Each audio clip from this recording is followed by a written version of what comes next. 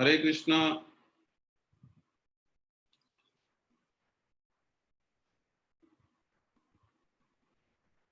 जो लोग camera on कर सकते हैं वो कैमरा ऑन कर लें।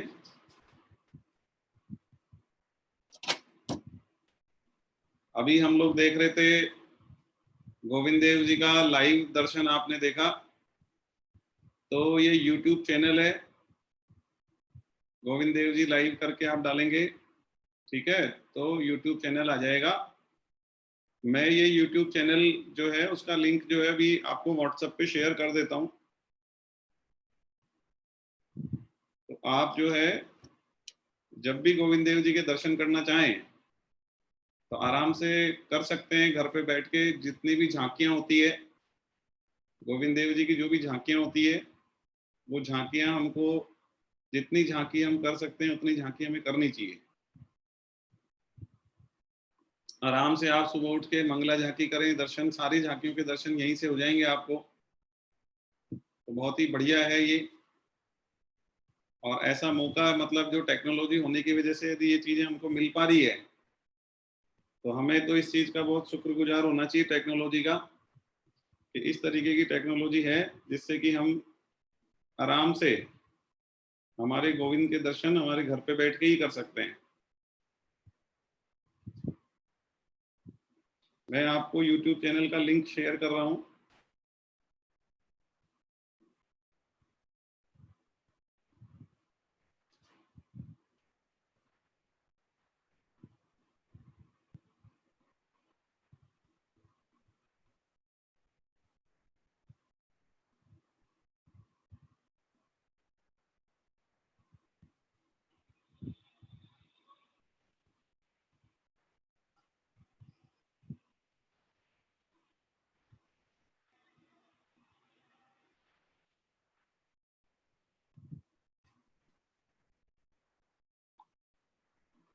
ये मैंने अपना जो WhatsApp ग्रुप है उस ग्रुप पे आपको YouTube चैनल का लिंक शेयर किया है।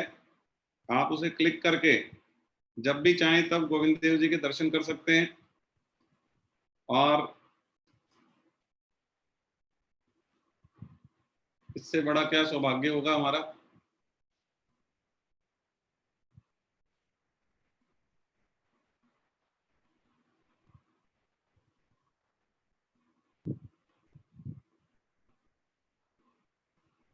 तो हमने देखा अभी गोविंद देव जी के लाइव दर्शन देखे हैं और मैंने आपको लिंक भी शेयर कर दिया है। 7 आरती होती है भगवान की, आप सातों आरती घर पे बैठ के देख सकते हैं। और जब आपका जाने का हो तब जाना भी चाहिए। और एक नियम बना लें कि भाई एकादशी को जाना है, या कोई भी एक नियम होना चाहिए, महीने में 2 बार या डेली, या जो जो भी आपका नियम बने, कुछ नियम होना चाहिए जिससे आपको भगवान के दर्शन होते रहें और आप भगवान के दर्शन बार बार करते रहें।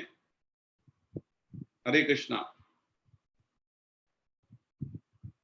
ये गोविंद देव जी के बारे में थोड़ा सा ब्रीफ में बता देता हूँ। ये जो विग्रह है इनके पड़पोते ब्रजनाभ जी ने बनवाया था। और ब्रजनाभ जी को कृष्ण भगवान के विग्रह बनवाना था, लेकिन उन्होंने कृष्ण भगवान को नहीं देखा था, वो पड़पोते थे उनके। तो उनकी जो दादी है उन्होंने देखा था, तो दादी को सामने बिठा के ये विग्रह तैयार करवाया था। और 3 विग्रह बनाए थे। तो पहला विग्रह जब बनाया था तो उसके उनके जो चरण हैं वो कृष्ण भगवान के जैसे थे, बिल्कुल सेम, ठीक है, लेकिन बाकी विग्रह नहीं मिल रहा था। फिर दूसरा विग्रह बनवाया तो उनका जो वक्ष स्थल है वो कृष्ण भगवान का बिल्कुल सेम, जैसे कृष्ण भगवान थे वैसा था, लेकिन बाकी पोर्शन नहीं मिल रहा था। और लास्ट में ये जो विग्रह बनाया गया था, इसमें बिल्कुल जो कृष्ण भगवान का अवतार हुआ है, जो कृष्ण भगवान धरती पे आए थे, तो जैसे ये गोविंद देव जी दिखते हैं, बिल्कुल यही कृष्ण भगवान थे जो कि धरती पे आए थे। उनकी साक्षात मूर्ति है। मतलब बाकी भी मूर्तियां कृष्ण भगवान की होती है, लेकिन ये वास्तव में जो कृष्ण भगवान दिखते थे जैसे, वो एक्चुअल मूर्ति है ये। और ये पूरे एक ही है, पूरे वर्ल्ड में एक ही मूर्ति है जो कि वास्तविक कृष्ण भगवान का जो चेहरा था, जैसा दिखते थे वो वैसा का वैसा एज इट इज। उनकी दादी जो है, लास्ट में जब ये तीसरा विग्रह तैयार हुआ तो उनकी आंखों में आंसू आ गए कि ये तो आपने कृष्णा को ही बना दिया। ठीक है, तो इस तरीके से ये विशेष विग्रह है, ये साधारण विग्रह नहीं है। साक्षात कृष्ण भगवान जो थे बिल्कुल वही विग्रह है। तो आप ऐसा मानिए कि ये सौभाग्य है जयपुर में रहने वालों का कि ये विग्रह जयपुर में विराजमान है। पहले ही वृंदावन में था और अब वृंदावन से ये यहाँ पे आ गया। औरंगजेब ने इनका जो मंदिर था वृंदावन में उसको तुड़वाया था, तो पुजारी जी उसको रात को लेके यहाँ पे आ गए थे। फिर यहाँ पर सवाई मान सिंह सेकंड है, उन्होंने इसका स्थापना करी थी मंदिर की। तो ये काफी पुराना मंदिर है और ये मूर्ति तो खैर 5000 साल पुरानी है, इसमें कोई बात ही नहीं है। कृष्ण भगवान के पड़पोते ब्रजनाभ जी की बनवाई हुई है और वास्तव में एक्चुअल मूर्ति है, एक्चुअल विग्रह है। मतलब मूर्ति तो बोलना ही गलत है, ये तो साक्षात कृष्ण भगवान ही है, आप ऐसा मानिए। तो इनके दर्शन आप लोग को जब भी मौका मिले करते रहना चाहिए, क्योंकि आपको यदि कृष्णा जी के दर्शन हो रहे हैं तो और क्या चाहिए। ठीक है, तो ये गोविंद देव जी हैं, जो कि मैंने अभी आपसे लिंक भी शेयर किया और थोड़ी देर पहले हम स्क्रीन पे देख ही रहे थे। चलिए हम अब प्रार्थना करते हैं और फिर आगे बढ़ते हैं।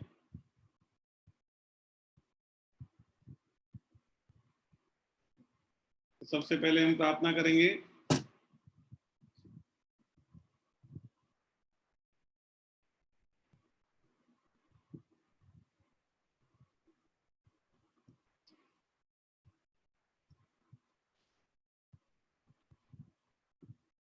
हरे कृष्णा। नहीं है मेरा यह संसार, न है ये मेरे लिए, सभी हैं कृष्ण के तभी तो प्यारे हैं वे सदा। मेरे तो है कृष्ण केवल दूसरा न कोई, जैसा भी हूं उन्हीं का हूं, शरण में हूं उनकी सदा। सुख दुख नहीं है जग में, सिर्फ है परिस्थितियां, है सभी प्रसाद प्रभु की, लो लगे कृष्ण से सदा।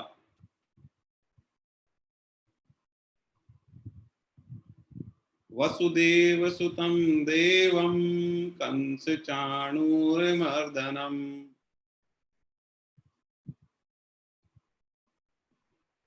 देवकी परमानंदम कृष्णं वंदे जगद्गुरु। हरे कृष्णा। तो देखिए हमने चौथा अध्याय हम पढ़ रहे थे, चौथे अध्याय का 8वां 9वां 10वां मतलब 10वें तक हमने कर लिया था। ठीक है, अब हम आगे पढ़ते हैं, लेकिन 9वां और 10वां एक बार मैं रिपीट कर देता हूं। चौथे अध्याय का 9वां और 10वां श्लोक में भगवान ने कहा, हे अर्जुन, मेरे जन्म और कर्म दिव्य हैं, मेरे जन्म और कर्म दिव्य हैं। इस प्रकार मेरे जन्म और कर्म को जो मनुष्य तत्व से जान लेता है, अर्थात दृढ़ता पूर्वक मान लेता है, वह शरीर का त्याग करके पुनर्जन्म को प्राप्त नहीं होता, प्रत्युत मुझे ही प्राप्त होता है। भगवान कह रहे हैं कि मेरे जन्म कर्म दिव्य हैं और जो मनुष्य इसको तत्व से जान लेता है, ठीक है, और दृढ़ता पूर्वक मान लेता है, वह शरीर का त्याग करके, मतलब उसका पुनर्जन्म नहीं होता है, उसका पुनर्जन्म नहीं होता है, वो भगवान को प्राप्त हो जाता है। ये भगवान कह रहे हैं 4.9 में। इसके बाद में भगवान कह रहे हैं, राग भय और क्रोध से सर्वथा रहित, मुझ में तल्लीन, मेरे ही आश्रित तथा ज्ञान रूप तप से पवित्र हुए बहुत से भक्त मेरे स्वरूप को प्राप्त हो चुके हैं। मतलब जो ऐसे भक्त हैं जिनको कोई भय नहीं है, जिनको क्रोध नहीं है, जिनको कोई किसी में राग नहीं है, मतलब किसी चीज में कोई लगाव नहीं है, ठीक है, उससे सबसे हट चुके हैं वो, और वो मुझ में तल्लीन रहते थे। ऐसे भक्त थे जो मुझ में तल्लीन थे, मेरे ही आश्रित थे, ठीक है, और ज्ञान रूप तब से पवित्र हो चुके थे। वो बहुत सारे भक्त मेरे को प्राप्त हो चुके हैं। मतलब भगवत प्राप्ति ही जीवन का एकमात्र उद्देश्य है। ये हम क्लास में बहुत बार चर्चा कर चुके हैं कि ये जो जीवन है, मनुष्य जीवन मिला है, केवल इसी में, केवल और केवल मनुष्य जीवन में ही आपको एग्जिट डोर मिलेगा। एग्जिट डोर का मतलब आप मुक्ति की मुक्त हो सकते हो, आप मोक्ष की प्राप्ति कर सकते हो, भगवत प्राप्ति कर सकते हो, क्योंकि यही योनि कर्म योनि है, इसी में आप अपना प्रारब्ध बदल सकते हो, इसी में आप भगवत प्राप्ति कर सकते हो। बाकी जो योनियां होती हैं वो सब भोग योनियां होती हैं, उनसे आपको भगवत प्राप्ति करना संभव नहीं है। इसलिए ये जो ये जो हमको जीवन मिला है, मनुष्य जीवन, इस जीवन का हम सही प्रयोग करें, ठीक है, भगवत प्राप्ति का जो उद्देश्य है हमारे जीवन का, उसमें लगे। बाकी जो काम है हमारे, वो कर्म कैसे करना है उसके लिए भगवान ने डिटेल से बताया कि हर कर्म को क्या माने आप, सेवा मानते हुए करें, निस्वार्थ भाव से करें, ठीक है, दूसरों के सुख के लिए कार्य करें, और कुछ भी बदले में कुछ नहीं चाहें आप। जो आना होगा वो अपने आप आ जाएगा, आप बदले की ये नहीं सोचे कि मैं कर्म कर रहा हूँ उसके बदले में मुझे ये मिलेगा, ठीक है। इस तरीके से आप कर्म करेंगे तो भगवान को प्राप्त होंगे। अब आप एक चीज बताओ, जहाँ भगवान ने कहा मेरे जन्म और कर्म दिव्य हैं, तो भगवान के जन्म और कर्म दिव्य कैसे हैं? देखो, पहली बात तो भगवान का जो जन्म होता है, तो भगवान का जन्म ऐसे जो सामान्य मनुष्य का जन्म होता है ऐसे नहीं होता है। भगवान का जो जन्म होता है, भगवान जैसे कृष्ण भगवान का जन्म हुआ तो सीधे वो 8 माह का गर्भ पेट में आया। कैसे आया? सामान्य मनुष्य का जन्म ऐसे होता है क्या? ऐसे नहीं होता है, ठीक है।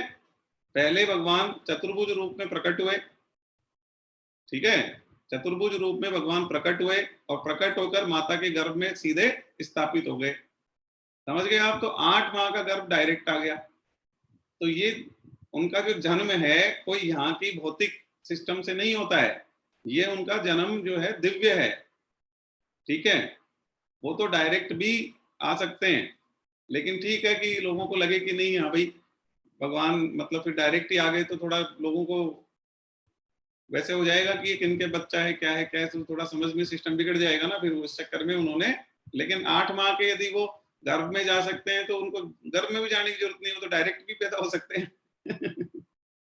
इसलिए उनके जो जन्म है वो दिव्य जन्म होता है। वो चाहे जैसे प्रकृति को अपने अधीन करके चाहे जैसे प्रकट हो सकते हैं, ठीक है। तो बिल्कुल स्पष्ट दिखता है। भगवान राम है तो जो खीर का प्रसाद था, ठीक है, जो यज्ञ से उत्पन्न हुई थी, उससे वो उत्पन्न हुए। तो एक्चुअली ये भगवान के जो जन्म है वो दिव्य जन्म होते हैं, ये कोई सामान्य मनुष्य के जन्म जैसे जन्म नहीं होते हैं, ठीक है। और कर्म भी दिव्य हैं। कर्म दिव्य कैसे हैं? भगवान को, अच्छा एक चीज बताओ, कुछ पाने की जरूरत है क्या कि भाई मैं काम करूंगा तो मुझे ये मिलेगा? भगवान पूरा पूरा संसार, पूरा ब्रह्मांड तो भगवान का ही है, पूरा ऐश्वर्य भगवान का ही है, सबके मालिक तो वही है। अब उनको क्या जरूरत है? तो फिर उनको कर्म करने की क्या जरूरत है? फिर तो उनको आराम करना चाहिए। सब कुछ उनका है, वो चाहे जितनी दौलत है उनके पास, चाहे जितनी शोहरत, चाहे जितनी जो चीज जितना चाहे, वो केवल संकल्प कर लेना, मन से सोच लेना कि मुझे ये चीज चाहिए तो आ जाएगी। फिर जब इतनी उनके पास में सामर्थ्य है तो उनको कर्म करने की जरूरत है क्या? नहीं है ना। उसके बावजूद भी वो क्या कर रहे हैं? कर्म कर रहे हैं। तो इसका मतलब किसी चीज को चाहने के लिए तो कर्म नहीं कर रहे हो कि मुझे इसके बदले में ये मिल जाएगी इसलिए मैं कर लेता हूँ। इसका मतलब वो क्या कर रहे हैं? निस्वार्थ भाव से दूसरों को सुखी करने के लिए, दूसरों को संदेश देने के लिए, ठीक है, अपने भक्तों को सुख पहुंचाने के लिए जो लीलाएं करते हैं, माखन चोरी लीलाएं या और जो भी लीलाएं करते हैं भक्तों को सुख पहुंचाने के लिए, ऐसी ऐसी लीलाएं करते हैं भगवान है। जैसे जो इनके, एक मेरा अर्जेंट कॉल है, वैसे मैं लेता नहीं हूँ कॉल, लेकिन कुछ इंपॉर्टेंट है।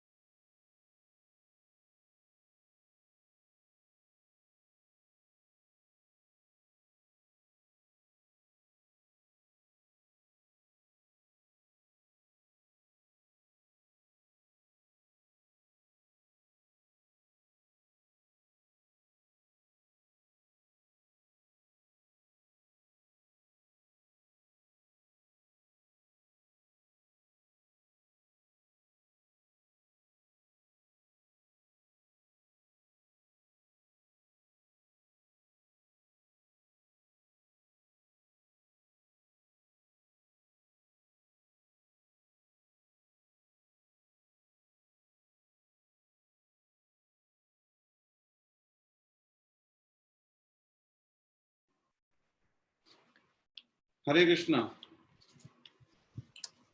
तो हम बात ही कर रहे थे कि भगवान के जो जन्म और कर्म दिव्य हैं, तो भगवान को कोई कर्म करने की जरूरत ही नहीं है, लेकिन फिर भी भगवान कर्म कर रहे हैं। जैसे भगवान क्या करते थे, अपने अपने जो साथी हैं उनको सुख पहुंचाने के लिए, अपने भक्त हैं उनको दर्शन देने के लिए प्रकट होते हैं। उनके अपने भक्तों के साथ, जैसे उनके भक्तों की इच्छा है कि भगवान आप हमारे साथ खेलो, तो क्या करते हैं, उनके जो भक्त हैं उनको वो सखा बना के वृंदावन में वो पहुंचते हैं। अब आप बताइए, जो उनके सखा हैं उनके साथ खेल रहे हैं, खेल खेल में क्या होता है, भगवान हार जाते हैं उनसे, और उसमें क्या शर्त होती है कि जो हारेगा ना वो घोड़ा बनेगा, उसको घोड़ा बनना पड़ेगा और अपनी पीठ के ऊपर उधर 10 चक्कर कटवा के लाने पड़ेंगे। अब कृष्ण भगवान क्या है, हार जाते हैं। अब आप सोचो कृष्ण भगवान हार सकते हैं क्या? तो कृष्ण भगवान हार जाते हैं खेल में जानबूझ के। फिर उसको कहते हैं, अरे चल बैठ पीछे, फिर उसको अपनी पीठ पे बिठा के और 10 चक्कर कटा के ला रहे हैं। तो आप ऐसा समझो ये क्या है, ये लीला है केवल, कि वो सखा है उनके साथ खेल रहे हैं और उस खेल में जानबूझ के हार रहे हैं ताकि उसको सुख पहुंचे, वो सुखी हो कि मैं जीत गया, वो सुखी हो जाएगा। है फिर उसको है ना जो पीठ पे बिठा के 10 चक्कर कटवा के ला रहे हैं। ये भगवान के कर्म दिव्य हैं, ये इनमें भगवान का कोई स्वार्थ नहीं है कि उनको कुछ मिलने वाला है। हारने से उनको कुछ मिलेगा क्या? नहीं, कुछ नहीं मिलेगा। ठीक है, तो वो हार रहे हैं जानबूझ के, अपने पीठ पे घुमा के ला रहे हैं अपने सखाओं को बैठा बैठा के कि भाई मैं हार गया भाई, अब तो मेरे को सजा मिलेगी, चलो घुमा के लाओ। तो सजाएं ले रहे हैं वो। तो आप समझो वो सुखी करना चाहते हैं। तो उनके जो जन्म और कर्म है वो दिव्य हैं, दिव्य नहीं अति दिव्य है। आप समझ जाएंगे लीलाओं को, जब जब आप लीलाओं को ढंग से समझ जाएंगे तब आपको पता चल जाएगा कि उनके एक एक कर्म जो है उनके दिव्य कर्म है। वो दूसरों को सुखी करने के लिए, अपने भक्तों को सुखी करने के लिए हैं, और धर्म की स्थापना के लिए, जनता को सुखी करने के लिए धरती पे आते हैं। ठीक है, नहीं तो उनको धरती पे आने की भी जरूरत नहीं है और कुछ पाने की भी जरूरत नहीं है। उनको क्या पाना है? इनका पूरा संसार है, उनको पाना क्या है? उनके संकल्प मात्र से ही पृथ्वी जैसी करोड़ों पृथ्वियां पैदा हो सकती है। ऐसे जो भगवान है वो, उनको क्या पाना कुछ बाकी है क्या? वो तो चाहे तो एक ग्रह गिफ्ट कर दें कि आपको लो ये 50 करोड़ किलोमीटर का एक ग्रह आपको दे देते हैं, आप 50 गज जमीन के लिए लड़ रहे हो क्या? तो एक्चुअली भगवान को पाना कुछ शेष नहीं, उनके जन्म और कर्म दिव्य हैं। तो ये दिव्यता हमें दिखती है ना। और भगवान ने कहा कि भाई जो इसको जान लेता है, जो तत्व से जान लेता है कि कौन भगवान है, कौन क्या कर रहे हैं, यहाँ के क्या लीलाएं कर रहे हैं, क्या सिस्टम है उनका, तो वो जो इसको तत्व से जान लेता है उसे दोबारा जन्म लेना नहीं पड़ता, वो भगवान को प्राप्त हो जाता है। ठीक है, और बहुत सारे लोग प्राप्त हो चुके हैं भगवान को। इन्होंने कहा कि हाँ बहुत सारे लोग ऑलरेडी मुझे प्राप्त हो चुके हैं। अच्छा, और भगवान की लीलाओं को सुनने, पढ़ने, याद करने से अंतःकरण क्या निर्मल और पवित्र हो जाता है। जैसे हमने एक छोटी सी अभी लीला सुनी क्या, कि वो सखाओं के साथ खेलते थे। ठीक है, ऐसे ही क्या हुआ, माखन चोरी करते हुए एक बार पकड़ में आ गए वो।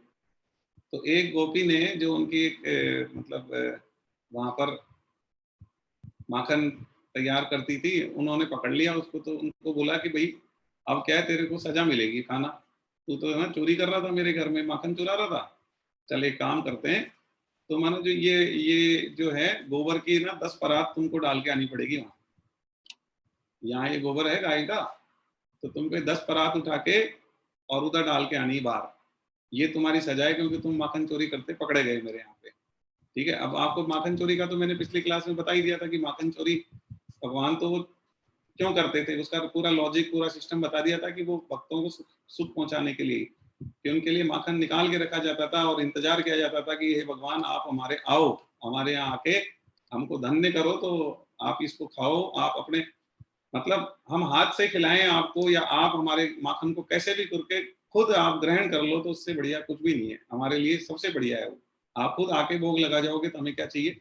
ऐसी इच्छाएं होती थी, ऐसी इच्छा होती थी उनकी माखन निकालने वालों को, इसको पूरा करने के लिए भगवान पहुंचते थे वहां। तो ये लीला का पार्ट है। तो वो पहुंच गए, तो उनको भगवान कृष्ण को क्या हुआ, पकड़ लिया गया और उनको सजा दे दी गई कि भाई 10 परात आपको गोबर की डाल के आनी है बाहर की तरफ, ये गाय ने गोबर करा है। कृष्ण भगवान ने कहा ठीक है। तो कृष्ण भगवान ने कहा चलो ठीक है, 10 परात में डाल देता हूँ। तो तो अब कृष्ण भगवान ने कहा कि ये जो है ना, ये पता कैसे चलेगा, काउंटिंग कैसे होगी कि कितने हो गई हैं, गिनती कैसे करेंगे अपन। तो उनसे कहा भाई गिनती कैसे करेंगे। तो वो जो गोपी थी उन्होंने कहा एक काम करते हैं, तुम्हारे यहाँ पे है ना वो टीके लगा देंगे, एक टीकी लगाएंगे ना तो एक काउंटिंग हो जाएगी, 2 टीकी तो फिर लास्ट में गिन लेंगे 10 टीकी लग गई तुम्हारे, तो 10 परात हो गई। तो ऐसा करो तुम चालू करो। तो कृष्ण भगवान ने क्या करा, एक परात तो डाल दी, ठीक है, और दूसरी परात जब डालने लगे तो वो जानबूझ के क्या करा, उन्होंने खुद के ऊपर डोल लिया उसको। बोले अब काउंटिंग ही बिगड़ गई, अब तो क्या है, अब तो मेरे को पता ही नहीं कितनी हो गई थी, 10 हो गई है, तो अब मैं अब नहीं डालूंगा।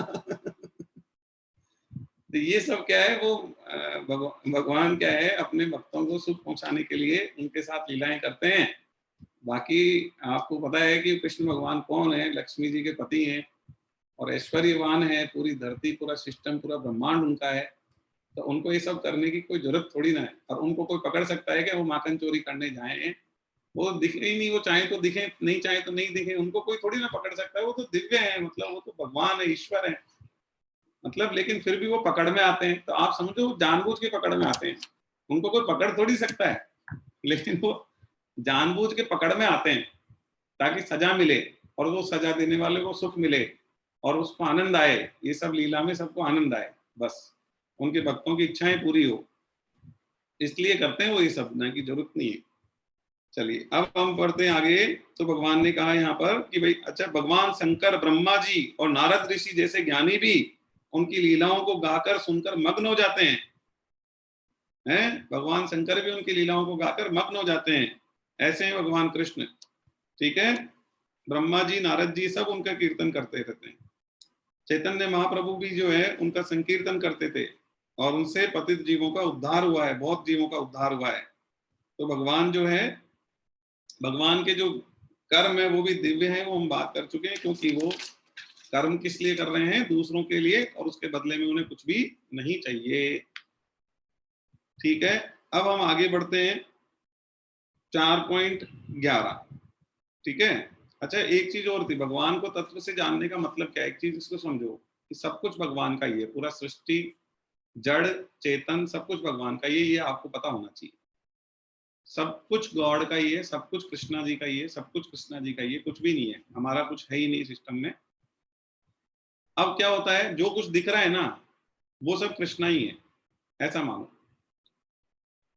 अब वो मानोगे कैसे, जैसे एक एग्जांपल ले लेते हैं, जैसे गेहूं का बीज बोया गया, ठीक है, और छोटा सा पौधा हुआ उसका, अभी उसमें गेहूं की बालियां आई नहीं है, वो छोटा सा पौधा है ना।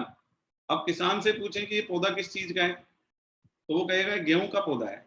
अब उसमें गेहूं कहाँ दिख रहा है, गेहूं दिख रहा है क्या, गेहूं नहीं दिख रहा है, अभी तो बहुत छोटा पौधा है।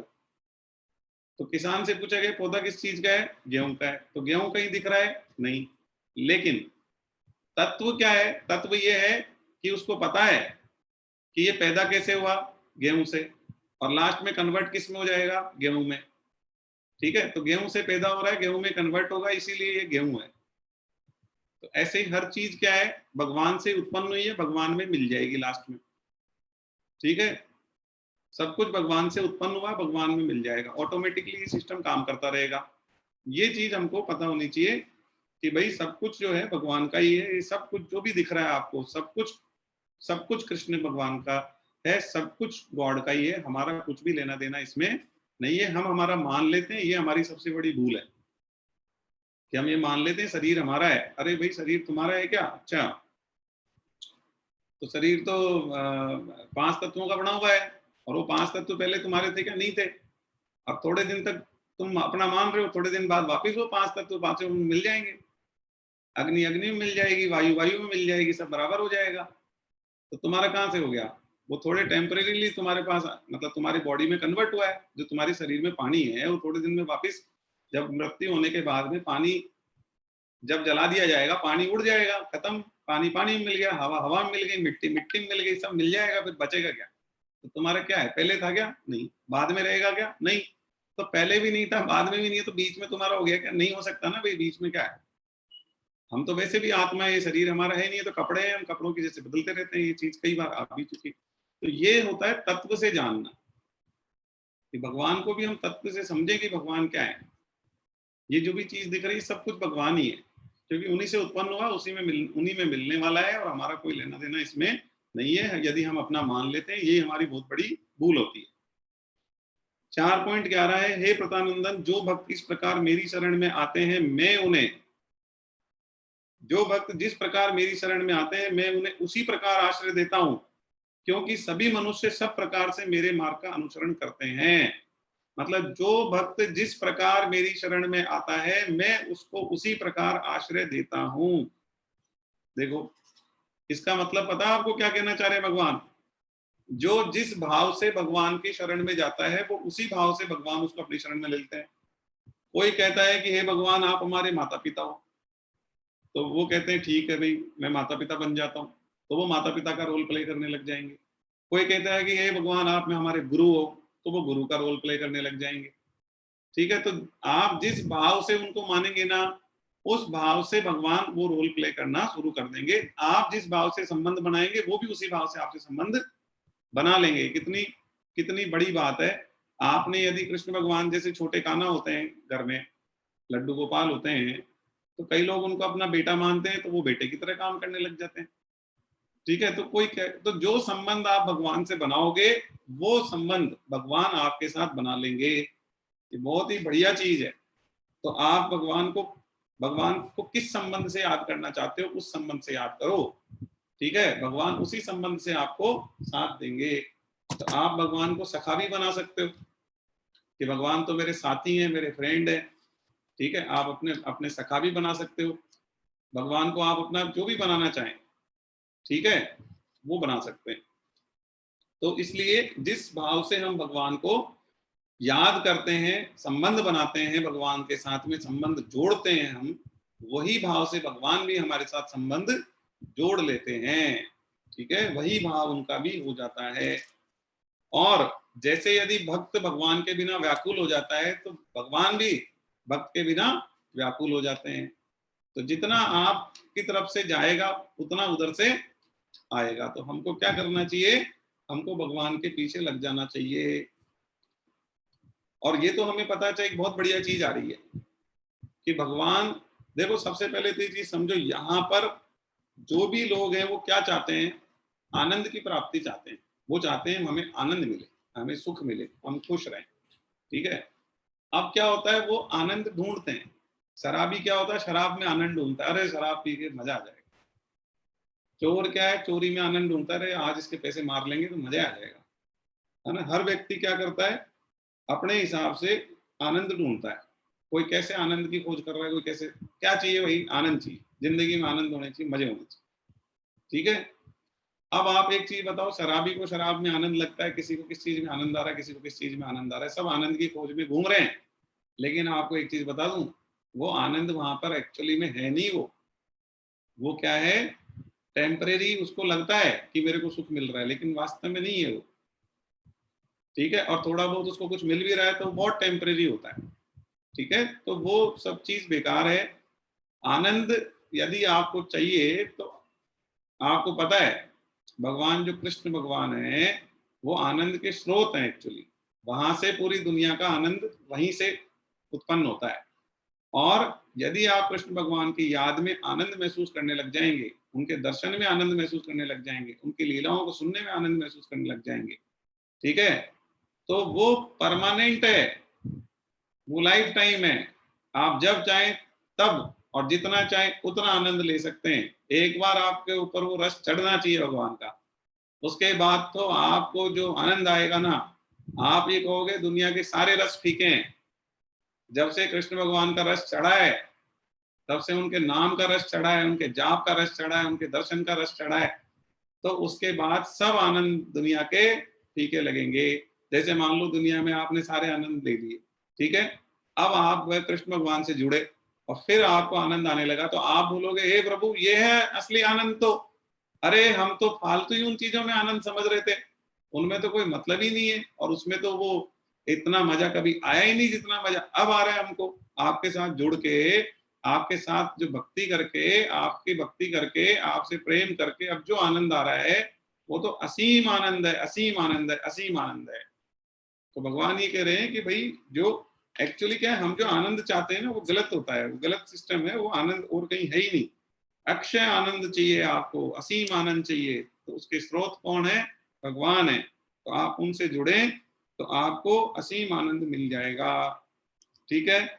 और श्री कृष्ण सच्चिदानंद स्वरूप है, यही ज्ञान है। सच्चिदानंद, सच्चिदानंद कौन है? श्री कृष्ण है। श्री कृष्ण सच्चिदानंद है, और उसके अलावा जो भी कुछ है वो अज्ञान है। यदि आपको ये पता चल गया कि कृष्ण भगवान सच्चिदानंद है, तो ये तो केवल ज्ञान है, और इसके अलावा दुनिया में सब कुछ अज्ञान है। हम कहीं भी और आनंद ढूंढते हैं, वो सब हमारा अज्ञान है। केवल कृष्ण भगवान ही सच्चिदानंद है, तो उन्हीं में हम आनंद ढूंढे, वही ज्ञान है। इसके अलावा सब अज्ञान की बात है, कोई ज्ञान है ही नहीं। चलिए 4.12 में किस पे बोला गया है? 4.12 का संबंध, 4.12 किस पे बोला गया है? श्री कृष्ण अक्षय आनंद के स्रोत हैं, फिर भी हम उनका आश्रय क्यों नहीं लेते हैं? इसका कारण बता रहे हैं 4.12 में। भगवान क्या बता रहे हैं? भाई जब भगवान कृष्ण आनंद का स्रोत है, अक्षय आनंद का स्रोत है, फिर भी उनका आश्रय नहीं लेते हम, हैं? तो इसका क्या कारण है? तो ये 4.12 में बताया। 4.12 में बोला भगवान ने, कर्मों की सिद्धि चाहने वाले मनुष्य देवताओं की उपासना किया करते हैं। कर्मों की जो सिद्धि चाहते हैं ना, वो किसकी उपासना करते हैं? देवताओं की उपासना करते हैं, क्योंकि इस मनुष्य लोक में कर्मों से उत्पन्न होने वाली सिद्धि जल्द मिल जाती है। तो लोग क्या चाहते हैं कि कर्मों का फल मिल जाए, तो देवताओं की उपासना करते हैं। अब देखो यहाँ पे एक बहुत जोरदार चीज आ रही है। देवताओं की उपासना करते हैं अपने कर्मों का फल चाहने के लिए, हैं? और मनुष्य लोग क्या चाहते हैं? मनुष्य लोक में लोग क्या चाहते हैं कि कर्मों से उत्पन्न होने वाले जो फल है ना, जल्दी से जल्दी मिल जाए हमको। इसलिए क्या है, वो भगवान के अक्षय आनंद का मतलब अक्षय आनंद से जुड़ नहीं पाते हैं। भगवान के जो अक्षय आनंद का स्रोत है भगवान, उनसे जुड़ नहीं पाते, क्योंकि वो अपने कर्मों का फल चाहते हैं। यदि वो अपने कर्मों का फल नहीं चाहें और अपना केवल कर्म करें ना, तो उनको अक्षय आनंद की प्राप्ति हो जाएगी। तो यहाँ पे देखो एक बहुत बढ़िया चीज आ रही है, बहुत ही बढ़िया चीज आ रही है। हम क्या चाहते हैं? कर्मों का फल चाहते हैं, तो उसके लिए क्या करना चाहिए? देवताओं की उपासना करो आप। देवताओं में और भगवान में क्या फर्क हो गया? देवताओं भगवान में बहुत फर्क हो गया। देव इसमें बहुत क्लियर कर दिया भगवत गीता ने, देवताओं में भगवान में क्या अंतर है। देवता तो वो हैं जो कि आप उनकी आराधना करेंगे तो आपको फल दे देंगे। आप फल की इच्छा से आराधना करो, ठीक है, और आपको फल दे देंगे। वहां पे जाके बात खत्म हो जाएगी, आपका लेन देन पूरा हो गया। ठीक है। अब आपको उससे फल से नुकसान होगा या फायदा होगा, ये वो नहीं देखेंगे। ठीक है, वो देवता नहीं देखेंगे। ठीक है, वो तो आपको अपना फल दे देंगे कि भाई ठीक है, तुमने मेरे से ये चाहा था और इसके लिए तुमने ये कार्य करा, तो इसके बदले में तुमने ये मांगा था, ये संभालो, बात खत्म, हिसाब किताब पूरा। अब उस चीज से आपको लॉस होगा या फायदा होगा ना, ये वो नहीं देखेंगे। जैसे फॉर एग्जाम्पल, एक व्यक्ति है, एक छोटा बच्चा है, वो गया मार्केट में पैसे लेके, ठीक है, और पैसे लेके, 1 मिनट आप रुकिए, एक लाइट जला देता हूँ मैं।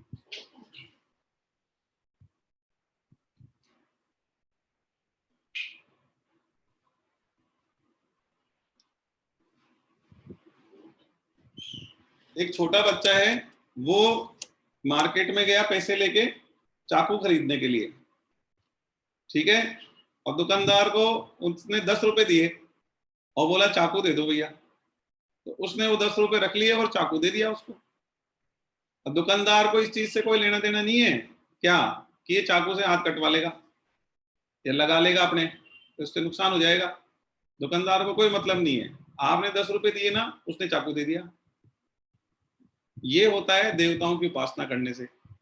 आप देवताओं की उपासना करोगे, आप उनके लिए कुछ करोगे, उसके बदले में आपके लिए वो कुछ कर देंगे। ये सिस्टम काम करता रहेगा। अब आप उनसे चाहे गलत चीज मांग रहे, आप उनसे शराब मांग रहे, साहब मेरे को तो है ना डेली एक बोतल शराब मिल जानी चाहिए भगवान, मैं तो इसके लिए आपकी आराधना करूंगा। तो ठीक है भैया, तुम आराधना कर लो, हम शराब पहुंचा देंगे, तुम तो बात खत्म। समझ गए आप? तो वो क्या मांग रहे हैं, वो कुछ भी मांग रहे होंगे, इससे कोई मतलब नहीं है। उनको ये मतलब है कि तुम आराधना करो, उसके बदले में ये मांग रहे, ये ले लो। तुमने ये किया, उसके बदले में ये चाह, ये लो, संभालो। तुमने 10 रुपए दिए, जैसे छोटा बच्चा है, उसने दुकानदार को 10 रुपए दिए, दुकानदार ने उसको चाकू दे दिया, और बात खत्म। वो चाकू से हाथ कटवाएगा, पाँव कटवाएगा, क्या हो जाएगा, कितना खून निकल जाएगा, उसको कोई लेना देना नहीं है दुकानदार को। ये सिस्टम है देवताओं के पास।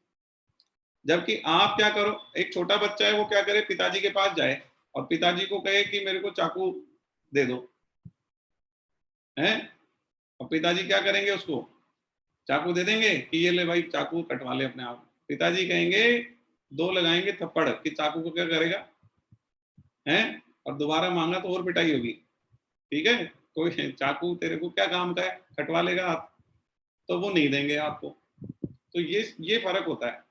तो भगवान की आप आराधना करते हैं तो आपके लिए क्या सही है और क्या गलत है वो उनको पता होता है। तो आपके लिए जो चीज सही होती है वही आपको देते हैं।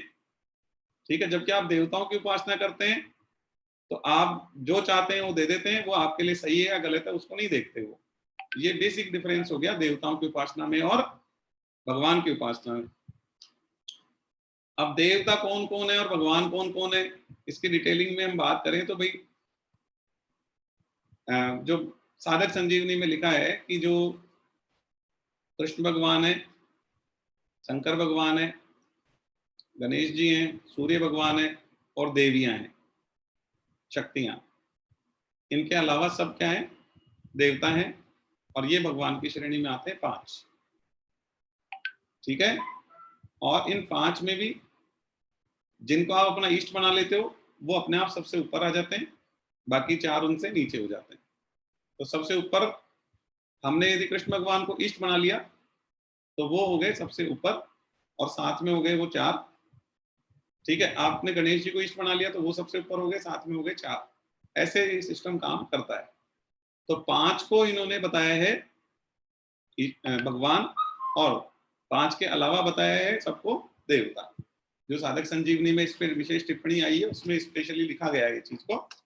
ठीक है, तो हम तो ये मान के चलते हैं कि देवताओं की उपासना करने के लिए भगवान कह रहे कि भी देवताओं की उपासना करते हैं लोग और फलों की सिद्धि चाहते हैं, इसलिए अक्षानंद से नहीं जुड़ पाते वो। मतलब जो अक्षानंद का स्रोत है भगवान, वो अक्षानंद की प्राप्ति नहीं कर पाते। पूजा करते हैं, भगवान ये मिल जाए मिल जाए मिल जाए मिल जाए, देवताओं की पूजा करके ये दे दो ये दे दो ये दे दो ये दे दो, वो दे देते हैं, बात खत्म हो जाती है। इसलिए आप वो जो लोग ऐसा करते हैं ना वो कभी परमानंद की प्राप्ति नहीं कर पाते। वो तो व्यापार कर रहे होते हैं। वो क्या कर रहे होते हैं, व्यापार के हम आपके लिए ये कर देते हैं, आप हमारे लिए ये कर दो। ठीक है, तो आप व्यापार कर लो। तो जो व्यापार कर रहा है देवताओं के साथ व्यापार कर रहा है, कोई भगवान के साथ भी व्यापार करने लग जाता है, तो वो व्यापार कर रहा है, उसको क्या आनंद की प्राप्ति होगी, क्या नहीं होगी। तो भगवान ने रीजन बता दिया कि भाई ये रीजन है, इसलिए आप जो है भगवान जो अक्षय आनंद के स्रोत हैं उनसे हम जुड़ नहीं पाते हैं। चलिए, इसके बाद में 4.13 है और 4.14 है। 4.13, मेरे द्वारा गुणों और कर्मों के विभाग पूर्वक 4 वर्णों की रचना की गई है। भगवान ने 4 वर्ण बनाए। वर्ण आश्रम तो पता ही होगा सबको, ठीक है ना। क्षत्रिय है, ब्राह्मण है, वैश्य है, शूद्र है, 4 वर्ण बनाए। तो मेरे द्वारा गुणों और कर्मों के विभाग पूर्वक 4 वर्णों की रचना की गई है। उस सृष्टि रचना आदि का कर्ता होने पर भी मुझ अविनाशी परमेश्वर को तू अकर्ता जान। मतलब मेरे को कर्ता होते हुए भी क्या जान, अकर्ता जान।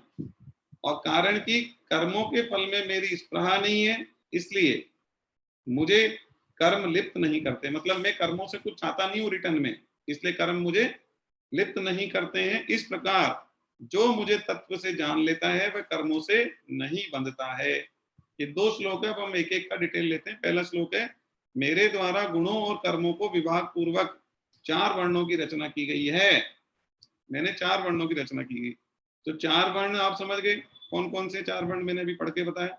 अब सबसे बात ये आती है कि क्या वर्णाश्रम की प्रासंगिकता उपयोगिता आज भी है क्या, या पहले ही थी अब खत्म हो गया है।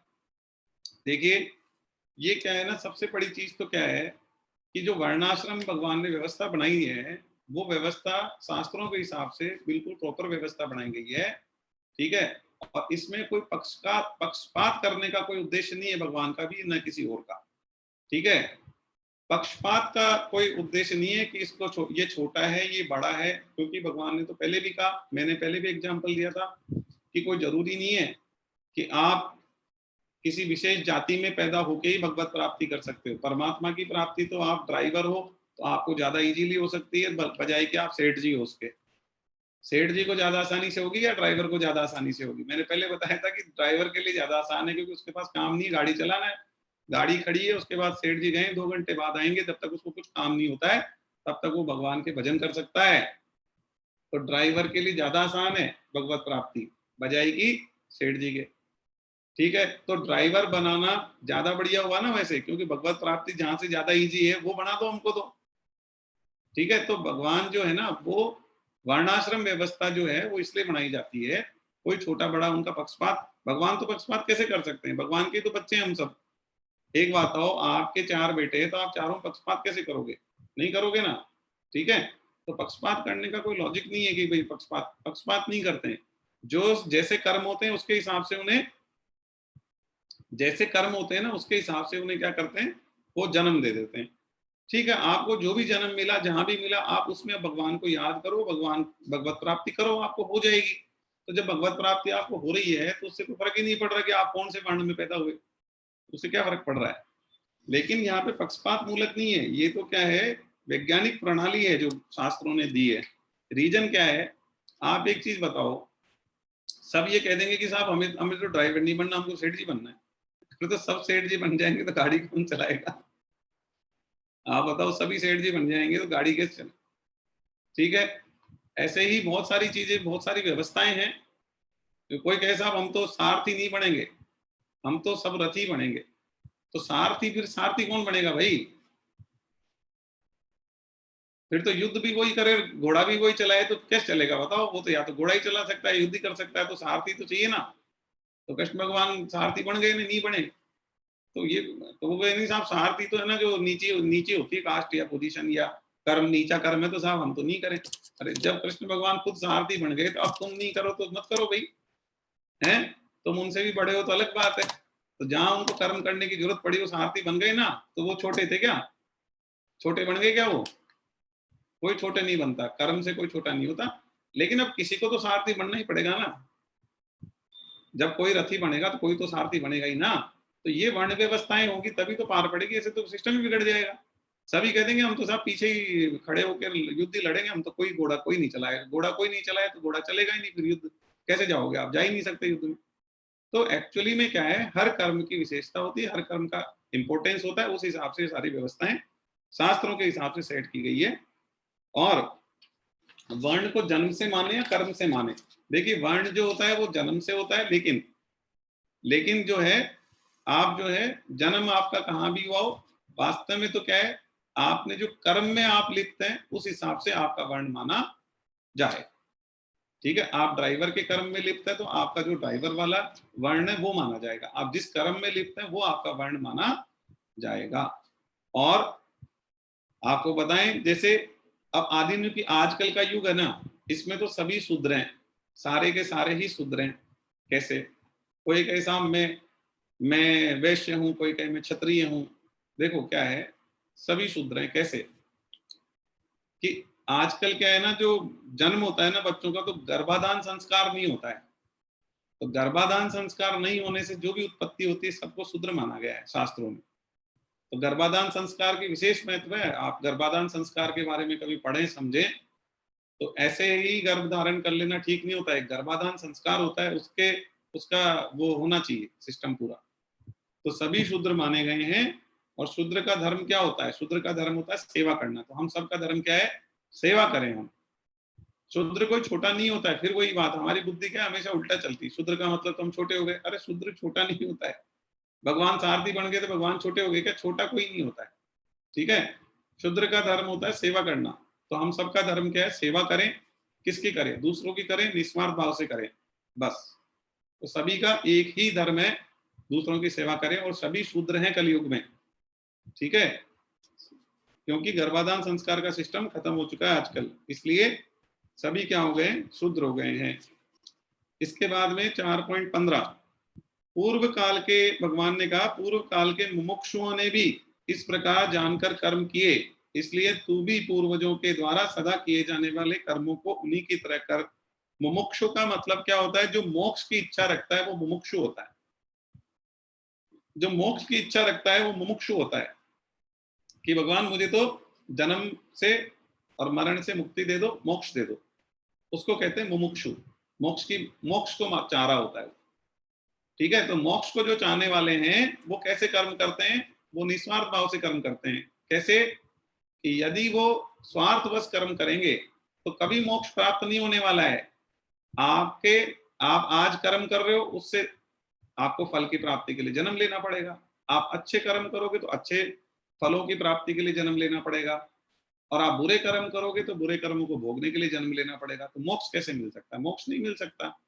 आप यदि निस्वार्थ भाव से कर्म करेंगे, बदले में कुछ नहीं चाहिए, दूसरों के लिए कर्म करेंगे, तो उस केस में आपके कर्मों का बंधन बनना बंद हो जाएगा, कर्मों से आप मुक्त हो जाएंगे, तो नया बंधन नहीं बंधेगा और पुराने आप भुगतते जाओगे, अच्छे या बुरे आपको मिलते जाएंगे। तो क्या होगा, एक स्टेज ऐसी आएगी जहां पे पुराने तो सारे कट गए और नया आपका बना नहीं, फिर आप मुक्त हो जाओगे, फिर आपको मोक्ष की प्राप्ति हो जाएगी। मोक्ष की प्राप्ति कैसे होती है? बिल्कुल सिंपल चीज समझ लीजिए, बिल्कुल आसान उपाय है। आप क्या करें, नए कर्म करें, उसमें फल की इच्छा नहीं रखें, निस्वार्थ भाव से दूसरों की सेवा के लिए कर्म करें। कर दिए आपने, तो इससे क्या होगा, नए आपके कर्मों का बंधन नहीं बन रहा, आपको न तो अच्छा फल मिलेगा न बुरा फल मिलेगा, क्योंकि फल की इच्छा से आपने कर्म किया ही नहीं, तो आपके फल का कर्म बनना बंद हो गया, मतलब कर्म का आपका फल बनना बंद हो गया, कर्म का फल बनना बंद हो गया आपका। ठीक है। अच्छा, पुराने कर्म जो है वो आप भुगतते जा रहे हैं, आपको अच्छा भी मिल रहा है, बुरा भी मिलता जा रहा है, तो पुराने तो आपके कटते जा रहे हैं, नए बन नहीं रहे। तो एक स्टेज ऐसी आएगी जहां पे पुराने तो पूरे कट गए और नए आपके हैं नहीं, इसका मतलब बैलेंस क्या हो गया आपका, नील, बैलेंस जीरो। तो आपका बैलेंस जीरो हुआ और आपको मोक्ष की प्राप्ति हो जाएगी।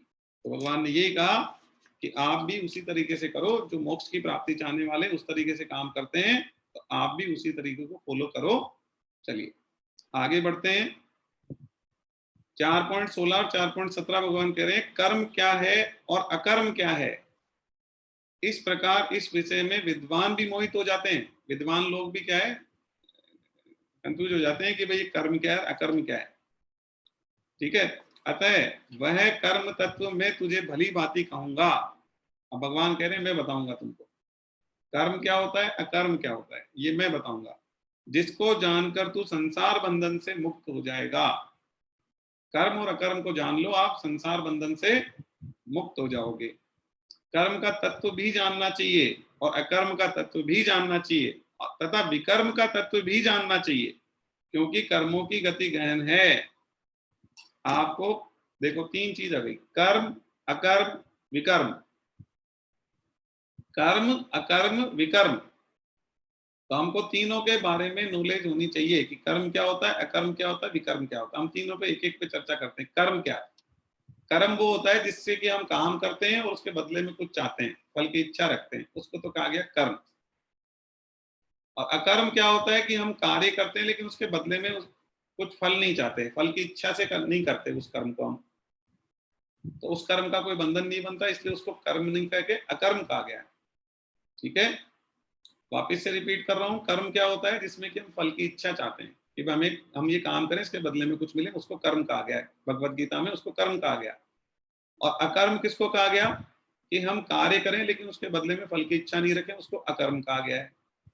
और विकर्म किसको कहा गया है, कहा गया विकर्म उसको कहा गया जिसमें कि हम काम करें दूसरे का नुकसान करने के लिए, दूसरे को हानि पहुंचाने के लिए, कि भाई मैं तो इसको चोट पहुंचाता हूँ, इसको मेरे को बहुत मजा आएगा, मैं तो इसके दो थप्पड़ मारता हूँ, मेरे को बहुत मजा आएगा। ठीक है, मैं तो इसके व्यापार में नुकसान करवाता हूँ, है ना, इसने मेरे को तू कह दिया था ना, अच्छा आप नहीं बोला मेरे को, अब मैं इसके व्यापार में नुकसान पहुंचाता हूँ, समझ गया। तो वो जो होता है वो विकर्म, उसको कहते हैं विकर्म, कि दूसरों को हानि पहुंचाने के उद्देश्य से किया गया कर्म विकर्म होता है। अब आप जैसे बीज बोओगे ना वैसे उगेंगे। मैंने आपको पहले भी बताया क्लास में, वापस से बता रहा हूँ, बहुत इंपॉर्टेंट चीज है। जैसे ग्रेविटेशन का रूल है, ग्रेविटेशन थियरी है, कभी फेल होती देखी क्या आपने, कि कोई चीज आपने हवा में उछाली, हवा में रह गई, वो नीचे आई नहीं, ऐसा हो सकता है क्या? नहीं हो सकता, क्योंकि सटीक रूल है, सटीक, कि आप ऊपर फेंकेंगे कोई चीज को तो जितनी तेजी से ऊपर फेंकेंगे ना उतनी तेजी से नीचे आएगी। ठीक है, जितनी स्पीड से आप और जितना फोर्स लगा के आप ऊपर फेंकेंगे ना, सेम आएगा, बिल्कुल एज इट इज फोर्स से वो वापस आएगी। ठीक है, क्लियर है। जैसे मैं एक एग्जांपल दूं आपको, आपने कोई बॉल को बहुत ताकत लगा के ऊपर फेंका, ऊपर चली जाएगी, लेकिन वापस जब आप उसको हाथ पे लोगे तो आपके हाथ पे बहुत तेज झटका आएगा, क्योंकि वो बहुत ऊपर से आएगी ना, तो आपने जितने झटके से फेंकी थी ना ऊपर, उतने झटका आपके हाथ में तेजी से आएगा वापस से, सेम फ्रिक्वेंसी आएगी, उसमें फर्क नहीं हो सकता। तो ये ग्रेविटेशन का थ्योरी है कि सेम पावर, जितनी पावर आपने ऊपर फेंकने में लगाई थी वो वापस उतनी पावर से नीचे आएगी, उतनी ही ताकत से नीचे आएगी, सेम फोर्स रिवर्स मारेगा। This is gravitation theory. ये फेल होती देखी क्या? नहीं देखी। परफेक्ट है? परफेक्ट है। इसमें 99% होता है क्या? नहीं। इसमें हमेशा क्या होता है? 100% ही होता है ग्रेविटेशन थ्योरी में। तो जैसे ग्रेविटेशन थ्योरी है वैसे ही कर्म थ्योरी भी है, कि आपने यदि कोई कर्म किया तो वो लौट के आएगा। यदि आपने कोई कर्म किया, ठीक है, तो वो आप मान के चलो वो आपका बीज है। आप लिख सकते हैं कर्म क्या है? बीज है। जो आपने कर्म किया वो बीज है, ठीक है। तो आप वापिस लौट के आएगा, 100% वापिस लौट के आएगा, उसमें भी 99% नहीं हो सकता। आपने किसी के व्यापार में 2 लाख का नुकसान करा दिया उससे बदला लेने के लिए, तो आप लिख के रख लो 2 लाख का नुकसान आपको होएगा, कंफर्म लिख लो आप। आपने किसी के थप्पड़ मार दी, आप लिख के रख लो वो वापिस से आएगी ही आएगी, वो रुक नहीं सकती, वो किस फॉर्मेट में कैसे आएगी वो पता नहीं, ठीक है। आपने किसी के चोट पहुंचा दी, तो हो सकता है वो आपके बराबर ताकतवर नहीं है तो आपको चोट नहीं पहुंचा पाए, लेकिन हो सकता है उसके चक्कर में आपका ऑपरेशन हो जाए। जैसे आपने किसी को चोट पहुंचा दी और उसके टांके आ गए 2, ठीक है। अब आपके वो इतना ताकतवर नहीं है कि आपको चोट पहुंचा सके, लेकिन ठीक है, भगवान क्या करेंगे? आपके चीरा लगवा देंगे, एक ऑपरेशन आपका तय कर देंगे, और उसके 2 टाके आए तो आपके 2 की जगह 4 आ सकते हैं, सूद सहित आएंगे, ब्याज लेके आएंगे साथ में, और आपके 3-4 टाके आएंगे और आपका ऑपरेशन होगा। ऑपरेशन होने में क्या टाइम लगता है? एक फोड़ा भी यहाँ हो जाए, वो बड़ा हो जाए, अभी 5 दिन बाद 10 दिन बाद ऑपरेशन कराना पड़ जाएगा आपको, कौन सी बड़ी बात। तो फोड़ा ऐसे थोड़ी हो जाएगा, आपने कुछ करा होगा तो होएगा वो ठीक है ना। तो आप ऐसे समझो, ऐसे तो हर किसी के तो नहीं होता है, वो जिसके होना होता है उसी के होता है। क्यों? क्योंकि जिसका वो कर्म होता है उसी के होएगा वो फोड़ा हर किसी के नहीं हो सकता, हो ही नहीं सकता। अरे कर्म थ्योरी फेल थोड़ी हो जाएगी, जब ग्रेविटेशन फेल नहीं हो सकता तो कर्म थ्योरी कैसे फेल हो सकती? ग्रेविटेशन थ्योरी तो आंख से दिखती है इसलिए आप एक्सेप्ट कर लेते हो, तो कर्म थ्योरी आपको आंख से नहीं दिख रही, लेकिन आप भगवान कह रहे हैं, भगवत गीता में प्रिंट करके भगवान अपने मुंह से बोल दिए, तो फिर अब क्या है? वैसे विश्वास कर लो ना, है। तो एक्चुअली क्या है ना, इसमें भी 99% नहीं, कर्म थ्योरी भी 100% काम करती है। तो आप किसी को करो नुकसान तो आप तैयार रहो नुकसान के लिए, आप किसी के 2 टाके लगवाओ, आप 3 टाके के लिए तैयार रहो, आपके 3 टाके लगेंगे। अब वो कैसे लगेंगे, वो खुद मारेगा या ऑपरेशन ऊपर वाला करवा के करे, कैसे भी करेगा, होएगा काम। 100% रहते हैं, 99% का कोई काम नहीं है इसमें। तो ये बात है। तो भगवान ने कहा 3 तरीके के कर्म होते हैं, 3 चीज होती, कर्म, अकर्म और विकर्म, ठीक है। तो हमें विकर्म तो कभी सोच के ही नहीं करना, मतलब कभी सपने में नहीं करना, विकर्म तो करना ही नहीं है, ठीक है। अब क्या करना है आपको? कर्म, कर्म भी नहीं करना चाहिए, क्या करना चाहिए? अकर्म करना चाहिए। कर्म में क्या है? फल की इच्छा होती है, तो दोबारा जन्म लेना है क्या? भगवत प्राप्ति नहीं करनी, दोबारा से वापिस धरती पे आना है, बार बार वापिस। यहाँ पे बहुत सुख है, यहाँ पे बहुत सुख भोगने के लिए यहाँ आना है धरती पे, भगवान को तो प्राप्त करना नहीं है। यदि वैसा है तब तो फल की इच्छा से कर्म करे जाओ, ठीक है। अदरवाइज फिर आप अकर्म करो, अकर्म करोगे तो आपको वापस से यहाँ पे नहीं आना पड़ेगा, भगवत प्राप्ति हो जाएगी। तो फल की इच्छा से रहित, ममता से रहित, आसक्ति से रहित होकर दूसरों के हित से किया गया कर्म जो होता है वो फल जनक नहीं होता है, उसे ही अकर्म कहते हैं। अच्छा, एक बहुत बढ़िया चीज और बता दूं आपको, सारा सिस्टम भाव से चलता है, आपके मन से चलता है, और भगवान के सॉफ्टवेयर इतने स्ट्रांग है, आप किस नियत से वो काम कर रहे हैं वो रिकॉर्ड कर लेते हैं। किस नियत से वो काम कर रहे हैं ना, आपकी नियत क्या है ना, उसको रिकॉर्ड कर लेते हैं। अब काम एक ही हो सकता है, वो अलग अलग नियत से हो सकता है। कैसे? एक देवताओं की उपासना कर रहा है ताकि उसे उसका व्यापार बढ़े, तो वो भी देवताओं की उपासना। दूसरा जना उपासना कर रहा है कि मेरे ये सामने वाला पड़ोसी है ना, इसका ये हो जाना चाहिए, बिगड़ जाना चाहिए, ठीक है, तो दूसरे को नुकसान पहुंचाने के लिए, तो वो भी देवताओं की उपासना कर रहा है। तो कार्य एक ही हो रहा है, क्रिया एक ही हो रही है, क्या? देवताओं की उपासना। लेकिन उसके फल, आप किस नियत से उपासना कर रहे हो ना, उस नियत पे वो कर्म अकर्म और विकर्म बन जाएगा। ठीक है, आपकी नियत है सामने वाले को नुकसान पहुंचाने की तो विकर्म हो गया, आपकी नियत है उसके बदले में कुछ मिले तो कर्म हो गया। और आप केवल ऐसे उपासना कर रहे हो कि भगवान हम आपके बच्चे हैं, हम आप आपकी नहीं सेवा करेंगे तो किसकी सेवा करेंगे, और हमारा सौभाग्य है और हमें बदले में कुछ नहीं चाहिए। हम आपको माखन मिश्री खिलाते हैं, हम आपके लिए पकवान बनाते हैं, हम आपको श्रृंगार करते हैं, आपको तैयार करते हैं, बदले में हमें कुछ नहीं चाहिए, क्योंकि तो हम आपके ही तो हैं, हम है किसके, और हमारी उत्पत्ति भी आपसे हुई है, हमारे अंदर आपका अंश है, जब तक तो हम चल रहे हैं तो हमारा कर्तव्य है ये तो, कि हम आपकी सेवा करें और हमें बदले में कुछ नहीं चाहिए, इस भाव से आप करो तो वो अकर्म हो गया। तो कार्य एक ही कर रहे हैं हम, और एक ही कार्य को जिस भाव से कर रहे हैं उसी भाव उसी तरीके का वो कर्म अकर्म विकर्म बन जाएगा। तो हमें क्या करना चाहिए, हमारा भाव ये रखना चाहिए कि हम तो हमारा कर्तव्य कर्म मान के कर रहे हैं, बाकी भगवान को अर्पित कर दो अपने कर्म, और बिल्कुल बदले में कुछ नहीं चाहिए, छोड़ दो। ये सबसे सर्वश्रेष्ठ तरीका भगवान ने बताया है। अब अगले श्लोक में भगवान कहते हैं, कर्म तत्व को जानकर सिद्ध हुए कर्मयोगी की प्रशंसा कर रहे हैं भगवान। जो कर्मयोग को जान के और जो सिद्ध हो गए हैं उनकी प्रशंसा कर रहे हैं भगवान। जो मनुष्य कर्म में अकर्म देखता है और अकर्म में कर्म देखता है, जो मनुष्य कर्म में अकर्म देखता है और अकर्म में कर्म देखता है, वह मनुष्यों में बुद्धिमान है, वह योगी है, और संपूर्ण कर्मों को करने वाला कृतकृत्य है। मतलब जो कर्म में अकर्म और अकर्म में कर्म देखता है।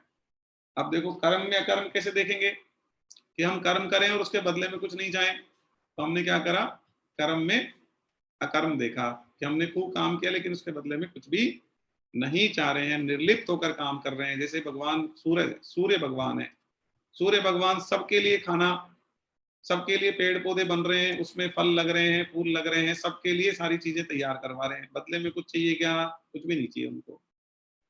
ठीक है, तो ये ऐसा ही हमको होना चाहिए। ठीक है, अच्छा अब उसमें क्या है, सूर्य भगवान कर्म कर रहे हैं, रोशनी दे रहे हैं हमको। ठीक है, सूर्य भगवान तो रोशनी दे रहे हैं, अब वो तो कर्म कर रहे हैं, उसके बदले में उन्हें कुछ भी नहीं चाहिए। अब सामने वाला क्या करता है वो उसकी मर्जी है। तो ऐसे ही हम क्या करें, अपना कर्म करें, उसके बदले में हमें कुछ नहीं चाहिए, सामने वाले को जो करना है वो करे।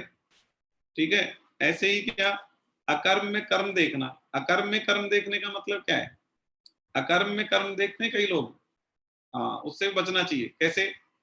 जो कहते हैं साहब हमारे को तो क्या है ना, फल की इच्छा नहीं है, हम तो क्या करेंगे, ऐसे ही काम करेंगे। अब वो फल तो नहीं चाहता, लेकिन क्या चाह रहा है कि मेरा नाम हो जाए। ठीक है, मेरा नाम हो जाए। तो अब वो उसके अंदर वो ये नहीं चाह रहा कि भगवान मैं आपके 50,000 रुपए का सामान चढ़ा रहा हूं तो मेरे को 50,000 रुपये बदले में दे देना, वो ये नहीं चाह रहा। साहब मैं तो फल की इच्छा नहीं चाहता, मैं मेरे को तो 50,000 का सामान चढ़ा रहा हूँ, उसके बदले में 50,000 नहीं चाहिए या 5 लाख नहीं चाहिए, मेरे को कुछ चाहिए नहीं, मेरे को तो क्या करना, मेरा तो ये सब लोग वाहवाही कर दें कि साहब देखो इसने 50,000 रुपये का सामान चढ़ा दिया, और मैं जो है ना वहाँ पंच बन जाऊं, मैं वहाँ का अध्यक्ष बन जाऊं, मैं ये हो जाए। तो वो मतलब डायरेक्ट फंड नहीं चाह रहा, लेकिन उसके पीछे उसका कोई कुछ न कुछ यदि इंटरेस्ट है। तो भगवान ने कहा कि वो अकर्म कर रहा है क्योंकि फल की इच्छा नहीं है, लेकिन अकर्म करने के बाद भी वो क्या कर रहा है, उसमें भी कुछ इंटरेस्ट देख रहा है अपना, कि मेरी जो है ना यहाँ पे वो दखलंदाजी चले, मेरा जो सिस्टम चले, यहाँ पे मैं काम करूं, मैंने इतना चढ़ावा चढ़ाया तो मेरी पूंछ हो। तो वो इस तरीके का यदि मन हो गया ना उसका, तो वो अकर्म होते हुए भी उसमें क्या हो गया, कर्म हो गया। ठीक है, चढ़ावे के बदले में तो कुछ नहीं चाहिए था उसको, लेकिन वो उसके अंदर ये हो गया कि मेरा मान हो, मेरी बढ़ाई हो, मेरा ये हो वो, तो बस वो फिर गड़बड़ हो गया, सिस्टम पूरा पूरा करा धरा क्या हो गया, बराबर हो गया, वो कर्म ही हो गया। फिर वो फिर क्या है, भगवान के चलो इसको नाम बढ़ाई दे दो, चलो हो गया काम खत्म।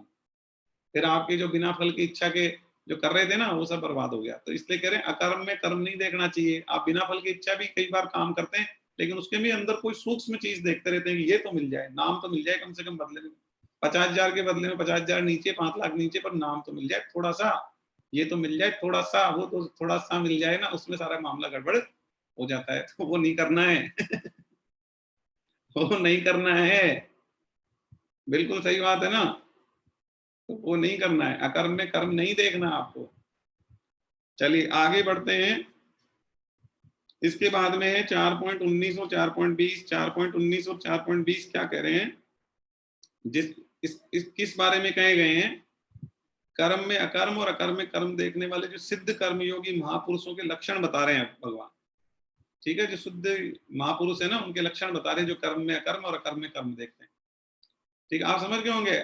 अकर्म में कोई कर्म देख रहा है और वो समझदार है तो क्या करेगा? वो अकर्म में कर्म नहीं देखेगा, वो समझ जाएगा फिर अकर्म है ये, मतलब मेरे को फल की इच्छा नहीं रखनी, नाम की इच्छा नहीं रखनी, बढ़ाई की भी इच्छा नहीं रखनी, इतनी सी चीज मिल जाए उसकी भी इच्छा नहीं रखनी है।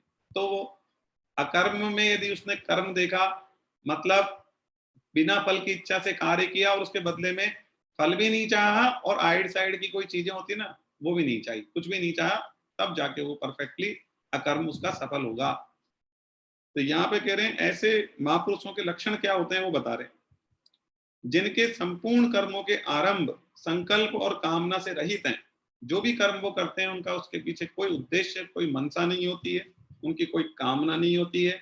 जिनके संपूर्ण कर्म ज्ञान रूपी अग्नि से जल गए हैं, ठीक है, उनको ज्ञानी जन भी क्या कहते हैं? बुद्धिमान कहते हैं, पंडित कहते हैं।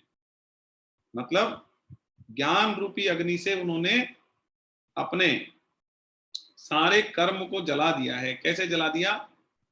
कि ज्ञान क्या है? ज्ञान ये है कि फल की इच्छा नहीं रखनी है, जरा सी भी इच्छा नहीं रखनी है, और केवल कर्म करना है, संकल्प कामना कुछ भी नहीं रखनी है। ठीक है, वो ज्ञान है। और उस ज्ञान का प्रयोग करके उन्होंने कर्म किया, तो उनके सारे कर्मों का फल क्या है? भस्म हो गया। अब उनको बदले में क्या मिलेगा? कुछ भी नहीं मिलेगा। ठीक है, लेकिन असली चीज के लास्ट में जाके भगवत प्राप्ति या मोक्ष की प्राप्ति हो जाएगी। तो आप कहोगे सर भगवत प्राप्ति और मोक्ष की प्राप्ति रखना भी क्या कामना है क्या? इसका आंसर है नो नो नो। वही तो जीवन का उद्देश्य है, वो रखो आप, वो आप रखो, उसको कामना नहीं कहेंगे। आप ये चाहो मुझे भगवान की प्राप्ति हो जाए, इसलिए मैं फल की इच्छा नहीं करे, बिना फल के काम करता हूँ, लेकिन बदले में क्या मिल जाए? भगवान मिल जाए। हाँ भैया ये चलेगा, भगवान मिल जाए, ये आज चाह रहे हो, बहुत बढ़िया, अब करो काम जितना करना है। मैं साहब ये काम कर रहा हूँ, इसको फायदा पहुंचा रहा हूँ, इसके बदले में भगवान मिल जाए, अरे बहुत ही बढ़िया है। ये बिल्कुल परफेक्ट तरीका है। आप भगवान की चाह रख रहे हो ना, इससे तो भगवान प्रसन्न होते हैं। और इसको कामना नहीं कहा गया कि साहब मैंने इसकी मदद करी, इसके बदले में क्या चाहिए? मुझे कृष्ण भगवान मिल जाए। हाँ तो करो, करो आप इसको। फल फल की इच्छा से किया हुआ कर्म नहीं बोला जाएगा, क्योंकि भगवत प्राप्ति की इच्छा कोई कामना नहीं मानी गई है, कोई दोष नहीं माना गया है या गलत नहीं माना गया है। वही तो जीवन का उद्देश्य, और भगवान उससे खुश होते हैं कि देखो ये मुझे चाह रहा है, जो भी कर्म कर रहा है हर कर्म के बदले मुझे चाह रहा है। अरे तो ऐसा भक्ति तो चाहिए मुझे, ऐसा ही तो चाहिए मुझे। ठीक है, तो आप भगवान मांगो ना, आप असली चीज मांगो ना। आप कहीं में पढ़ रहे हो? ये भौतिक वस्तुओं में पढ़ रहे हो क्या, जिनके टेम्परेरी लाइफ होती है? कोई चीज 2 साल में, कोई 5 साल में, कोई 10 साल में सब नष्ट हो जाएंगी, कुछ नहीं बचने वाला। देख लेना आपकी आंख से जो भी दिख रहा है ना, सब चीजें नष्ट हो जाएंगी। मैं पहले कई बार बोल चुका हूँ क्लास में, विवेकानंद जी ने भी कहा है, सब बिल्कुल सत्य बात भी है, भगवत गीता में लिखा है, जो भी आप आंख से देख रहे हैं कुछ भी नहीं बचने वाला है, कुछ भी नहीं बचने वाला है। कोई व्यक्ति, कोई वस्तु, कुछ भी नहीं बचेगा। आप जितनी भी चीज आपकी आंख से, जहां तक आपकी आंख देख रही, देख लो। आपके घर में जितनी चीज है ना, कोई बच जाए तो बता देना मुझे। कोई पर्दा है ना, वो देख लो आप, 5 साल का होगा, 10 साल बाद हटेगा ही वो पर्दा, कब तक लगा के रखोगे? हैं? कोई भी वस्तु है, कोई गाड़ी है आपकी, है, वो गाड़ी का चलेगी क्या? 50 साल चलेगी क्या? नहीं, वो नष्ट होनी है। 5 साल 10 साल नष्ट होनी है सब। कोई 15 साल की चीज है, कोई 20 साल की चीज है, कोई 50 साल की, सब जाएंगी। तो क्या चीज में अटक रहे हो आप? भगवान मांगो ना, आप कोई काम करो तो उसके बदले में, भगवान मैंने ये काम कर दिया, इसके बदले में आप मिल जाओ, अरे बहुत ही बढ़िया है। मांग लो भगवान को, आप असली चीज मांग लो ना। क्या चक्कर में पड़ रहे हो? नकली चीजों में, भौतिक वस्तु में क्यों पड़ रहे हो? आप दूसरों की सेवा करो, मन लगा के खूब दूसरों के लिए कार्य करो, और बदले में क्या मांग लो? भगवान आप मिल जाओ। बस, इससे बढ़िया कोई सौदा है क्या? भगवान को ही ले लिया आपने तो। करना भी है तो ऐसा सौदा करो ना जिसमें भगवान ही मिल जाए आपको। देखिए ऐसे कच्चे कच्चे सौदे क्यों करते हो, जिसमें कि बस ये मिल जाए, गाड़ी मिल जाए, मकान मिल जाए, मोबाइल मिल जाए? ये क्या सौदा है? ये खराब सौदा है। ठीक है, तो भगवान ने कहा कि उनके कर्म जो हैं भस्म हो चुके हैं, अग्नि से जल गए हैं। वो वैसे व्यक्ति होते हैं, ठीक है, बुद्धिमान कहा गया है उनको, कि जो ध्यान रखते हैं, बदले में कुछ नहीं चाहते हैं, कामना रहित होकर कर्म करते हैं, और जो कर्म और फल की आसक्ति का त्याग करके आश्रय से रहित और सदा तृप्त है, वह कर्मों में अच्छी तरह लगा हुआ है, पर फिर भी वो कुछ नहीं करता है। मतलब वो कितने भी कर्म कर ले, उसका कोई कर्म काउंटिंग में नहीं आता, कोई उसका कर्म बंधन नहीं बनता है, उसका कर्म का कोई बंधन नहीं बनता है, कितना भी कर्म कर ले वो, ठीक है। जो आसक्ति का त्याग करके दूसरों की सेवा के लिए कर्म करता है, उसका कोई कर्म बंधन होता ही नहीं है, ठीक है। तो यहाँ पर अब हम चलते हैं आगे 4.21, जिसका शरीर और अंतःकरण अच्छी तरह से वश में किया हुआ है। भगवान बोल रहे हैं 4.21 में, जिसका शरीर और अंतःकरण अच्छी तरह से वश में किया हुआ है, जिसने सब प्रकार के संग्रह का परित्याग कर दिया है, ऐसा इच्छा रहित कर्मयोगी केवल शरीर संबंधी कर्म करता हुआ भी पाप को प्राप्त नहीं होता है। वापिस से बोल रहा हूं, जिसका शरीर और अंतःकरण अच्छे से वश में किया हुआ है, जिसका शरीर और अंतःकरण वश में, अंतःकरण वश में का मतलब समझ रहे हैं ना आप, उसको कोई भोगों की इच्छा नहीं है, किसी भी प्रकार के भोग नहीं भोगने, उसको कुछ भी नहीं चाहिए, उसको ये नहीं चाहिए गाड़ी मिल जाए, मेरे को बहुत बढ़िया खाना मिल जाए, रसगुल्ला मिल जाए, मेरे को ये मिल जाए, मेरे को वो मिल जाए, कोई भोग जिसको नहीं भोगना है, उसका अंतःकरण वश में है, उसका शरीर उसके वश में है। मैं शरीर से ये सुख भोग लूं, है, मैं मन से ये चीज मिल जाए मेरे को, मैं ये खा लूं, मैं ये पहन लूं, मैं ये सो लूं, मैं ये कर लूं, वो कर लूं, वो सब नहीं चाहिए, ठीक है। और जिसने सब प्रकार के संग्रह का परित्याग कर दिया है, कि मैं ये इकट्ठा कर लूं, मैं ये ले आऊं, मैं वो ले आऊं, मेरे पास ये होना चाहिए, वो होना चाहिए, मेरे पास तो मतलब इकट्ठा करने की बहुत इच्छा होती है, धन इकट्ठा कर लूं, मैं ये इकट्ठा कर लूं, मैं वो इकट्ठा कर लूं, इकट्ठा करने की इच्छा होती है ना, वो भी नहीं होनी चाहिए। क्योंकि इकट्ठा करने की इच्छा होगी तो फिर आप इकट्ठा करने में लगोगे, दिन रात किसी काम में लगे रहोगे कि भाई इकट्ठा हो जाए पैसा, इकट्ठा हो जाए पैसा, इकट्ठा हो जाए पैसा। अरे जो आपकी तकदीर में है वो इकट्ठा हो जाएगा, क्या टेंशन पड़ रहे हो उसकी। ये प्रारब्ध का विषय है, आपको पहले भी बता चुके हैं। जो अर्निंग है ना, earning is the matter of destiny, is the not matter of क्या एफर्ट्स। आप सोचते हो कि आप एफर्ट्स करके पैसा कमा लोगे, एफर्ट्स करो, एफर्ट्स मजदूर भी कर रहा है, लेकिन 400 रुपये कमाता है, 500 रुपये कमाता है, ठीक है। और पहले भी मैंने बताया क्लास में कि मुकेश अंबानी भी एफर्ट करता है, लेकिन एक मजदूर से कम करता है। जो सुबह टिफिन लेके निकलते हैं ना 9 बजे 9:30 बजे ऑफिस के लिए, शाम को 7 बजे 8 बजे घर आते हैं ना, उससे कम मेहनत करता है मुकेश अंबानी, ठीक है। तो उन सबसे कम मेहनत करता है मुकेश अंबानी, लेकिन पैसा कितना कमाता है आपको पता है। तो क्या एफर्ट से पैसा कमाया जाता है क्या? नहीं, प्रारब्ध का विषय। हाँ मेहनत करो आप, लेकिन क्या आएगा वो आप थोड़ी तय कर सकते हो, वो आपके किस्मत में जो होगा वो आएगा, प्रारब्ध में जो होगा वो आएगा। आप अपना प्रारब्ध को ठीक करो ना, वो ज्यादा बढ़िया है। प्रारब्ध ठीक कर लो, ठीक है, तो पैसे की बारिश हो जाएगी। प्रारब्ध ठीक करो ना आप, प्रारब्ध से पैसा आता है, एफर्ट से पैसा नहीं आता है। बहुत बड़ी गलतफहमी है लोगों में। इसके ऊपर एक स्टोरी भी है, इसमें आगे आएगी। राम सुखदास जी महाराज ने बताया कि लोग गलती करते हैं, क्या करते हैं, पैसे के पीछे भागते रहते हैं, जो कि प्रारब्ध का विषय है। और पुरुषार्थ, एफर्ट्स का मतलब पुरुषार्थ, और पुरुषार्थ का विषय है भगवान, उसको प्रारब्ध पे छोड़ के रखते हैं।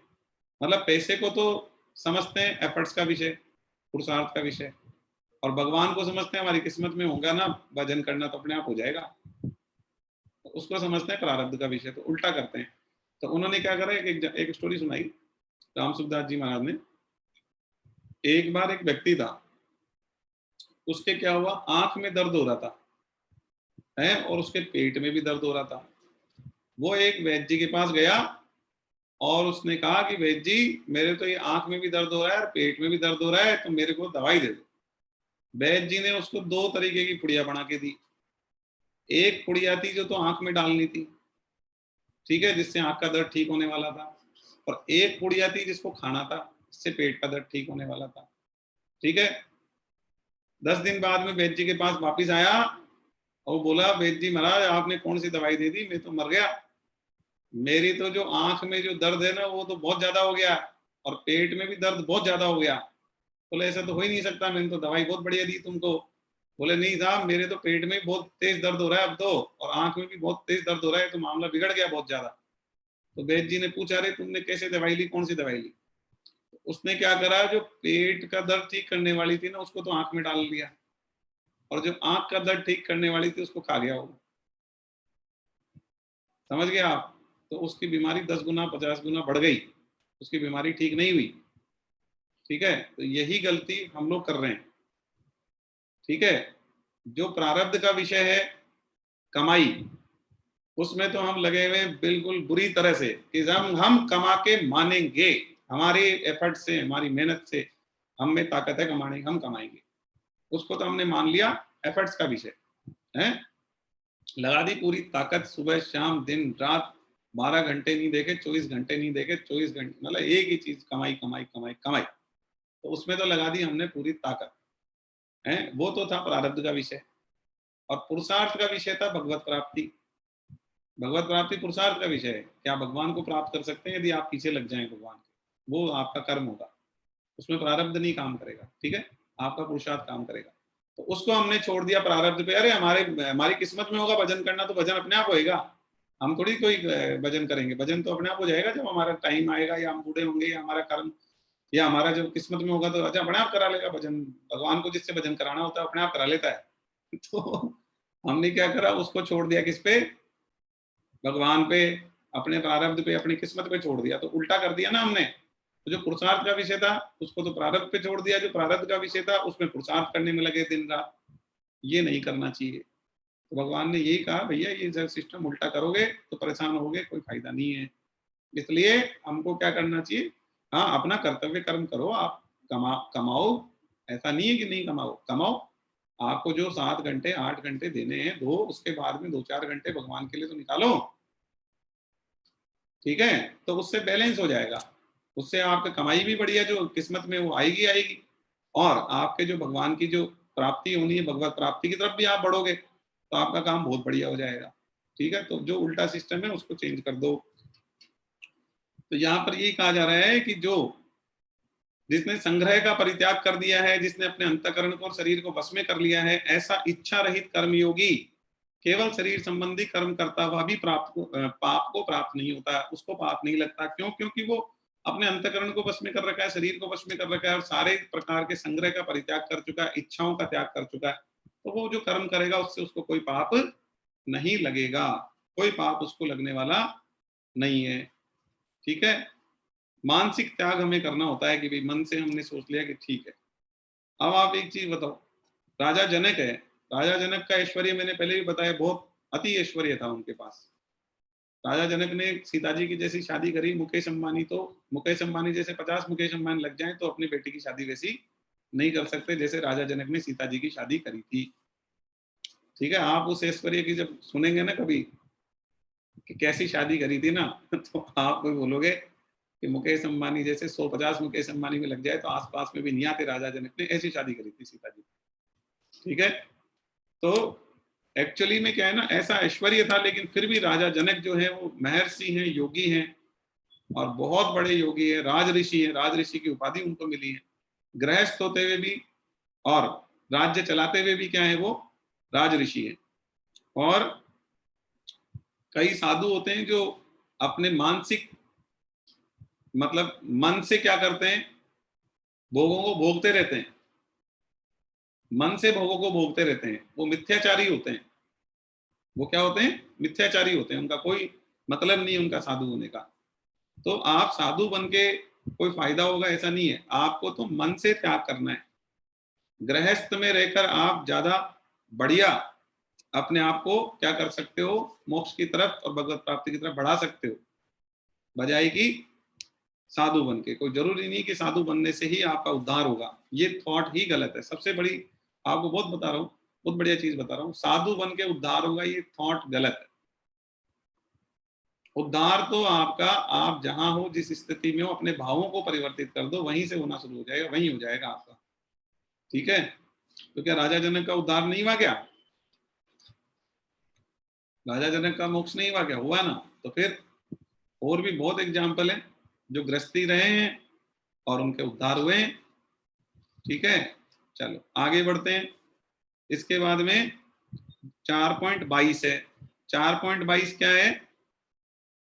जो कर्मयोगी फल की इच्छा के बिना अपने आप जो कुछ मिल जाए उसमें संतुष्ट रहता है और जो ईर्ष्याओं से रहित, द्वंद्वों से रहित और सिद्धि असिद्धि में सम है, वह कर्म करते हुए भी उससे नहीं बंधता। मतलब जो मिल जाए वो सही, संतुष्ट। हमने व्यापार करा, 7-8 घंटे अपना जो कर्म था वो करा, अब जितना मिल जाए उतना ठीक। हाय तौबा, हाय और मिले और कर लूं, रात को 12 बजे तक काम कर लूं मैं तो ऑफिस में बैठ के, ये कर लूं, डील कर लूं, व्यापार कर लूं, हाय तौबा करने वाला वो भगवत प्राप्ति नहीं कर सकता। ठीक है, तो जो आपको मिल जाए उसमें आप संतुष्ट हैं, लिमिटेड टाइम के लिए आप व्यापार कर्म करें, बाकी टाइम आप भगवान में लगाएं। और जो ईर्ष्याओं से रहित है, द्वंद्वों से रहित है, उसको किसी से कोई ईर्ष्या नहीं है, कोई उससे चाहे 10 गुना पैसे वाला है, उसका पड़ोसी के पास 50 गुना पैसा है, उसके मित्र के पास, जो उसके साथी हैं उनके पास 100 गुना पैसा है, 200 गुना पैसा, उससे कोई फर्क नहीं पड़ रहा, उसको कोई ईर्ष्या नहीं है, कोई द्वंद्व नहीं है, उसका कोई लड़ाई नहीं है किसी से, है, और वो सफलता असफलता में समान बुद्धि रहता है। वो ऐसा व्यक्ति है जो कर्म करता भी है तो कर्मों से बंधता नहीं है। आपको बहुत बढ़िया एग्जाम्पल है, बहुत बढ़िया। आपको क्या लगता है, गीता प्रेस के जो संस्थापक थे सेठ जी, नाम सुना आपने? जयदयाल गोयनका जी थे, वो सेठ जी के नाम से जाने जाते थे। ठीक है, उन्होंने गीता प्रेस की स्थापना करी, उनका व्यापार था। ठीक है, वो व्यापारी थे और गृहस्थी भी थे। और ऐसे ही भाई जी किनको बोलते हैं? हनुमान प्रसाद पोद्दार जी को। हनुमान प्रसाद पोद्दार जी की जो बुक्स आती है, रामचरितमानस वगैरह आपने पढ़ी होगी, गीता प्रेस की जो बुक्स आती है, तो हनुमान प्रसाद पोद्दार जी और जयदयाल गोयनका जी, ये बहुत बड़े, ये मानो संत हुए हैं, बहुत बड़े संत हैं, जबकि ये गृहस्थी भी थे, व्यापारी भी थे। लेकिन आज भी ये जो सिस्टम चला के गए हैं, उसकी वजह से जो हमें साधक संजीवनी की बुक्स हैं और जो गीता प्रेस की इतनी बुक्स आती हैं, इतनी रीजनेबल रेट पे आती है, आप देखो ना उसको, तो 250 रुपए में 1200 पन्ने की किताब मिल जाती है, और वो भी कौन सा, जो कड़क कवर होता है वो वाली किताब, बढ़िया पेज वाली। तो आज भी वो जो कर्म करके गए हैं ना, आज भी पूरी, मतलब ये बचा लिया हिंदू धर्म का, जो शास्त्र थे ना उनको बचा लिया इन लोगों ने। गीता प्रेस ने हिंदू धर्मों के शास्त्रों को छाप के, और हिंदू धर्म की जो सारे शास्त्र विलुप्त हो जाते ना, उनको बचा लिया विलुप्त होने से। नहीं तो आज हमारे को बता रहे हैं आपको, बहुत सारी चीजें ऐसे हैं जो मिल ही नहीं पाती कभी, हम सोच ही नहीं पाते कि ऐसी भी चीज बनाई थी क्या कभी। तो ऐसे वो लोग हुए, वो गृहस्थी थे, व्यापारी थे, लेकिन बहुत बड़े संत हुए। ठीक है, बहुत बड़े संत हुए, इसमें कोई डाउट नहीं है। तो बाहरी वेशभूषा आपकी क्या है उससे कोई लेना देना नहीं है, कि आप साधु का झोला डाल रखे हो और आपके मन में दुनिया भर के भोग वो चल रहे हैं, तो ऐसे साधु होने का कोई यूज नहीं है, ऐसे साधु होने का कोई यूज नहीं है, यही कहा गया है। ठीक है, तो ऐसे साधु होने से कोई फायदा नहीं होता। तो यहाँ पर इस चीज को स्पष्ट कर दिया गया है, वह व्यक्ति कर्मों से नहीं बंधता है।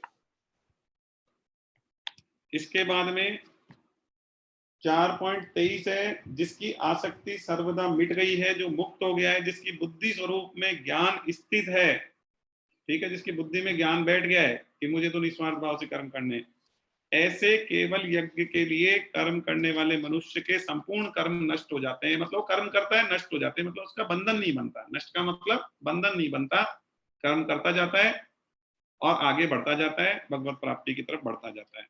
तो जो आसक्ति जिसकी सर्वथा मिट गई है ना, और जिसकी बुद्धि स्थिर हो गई है कि नहीं मुझे इसी तरीके से चलना है, वो व्यक्ति के कर्म कभी भी बंधन वाले कर्म कभी भी उसके नहीं होते हैं। तो ये 4.23 हमारा कंप्लीट होता है। अब हम 4.24 और आगे पढ़ेंगे। पहले क्या है, ठाकुर जी की आरती का समय हो गया है। मैंने आपको एक चैनल बताया था अभी, जिसमें कि भगवान का क्या होता रहता है, लाइव दर्शन होता रहता है और आरती होती रहती है। तो जब भी आरती होती है तो हमको देखने को मिल जाती है वहां से डायरेक्ट।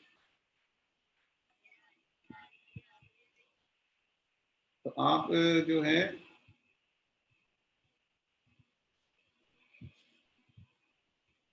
देखिए यहाँ पर मैं स्क्रीन शेयर कर दे रहा हूँ। आरती करने के बाद वापस हम हमारी क्लास में आ जाएंगे।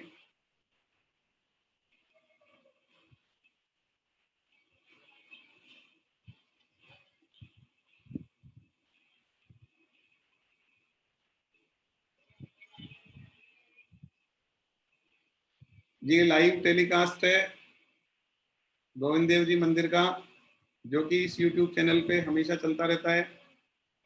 और 9:30 बजे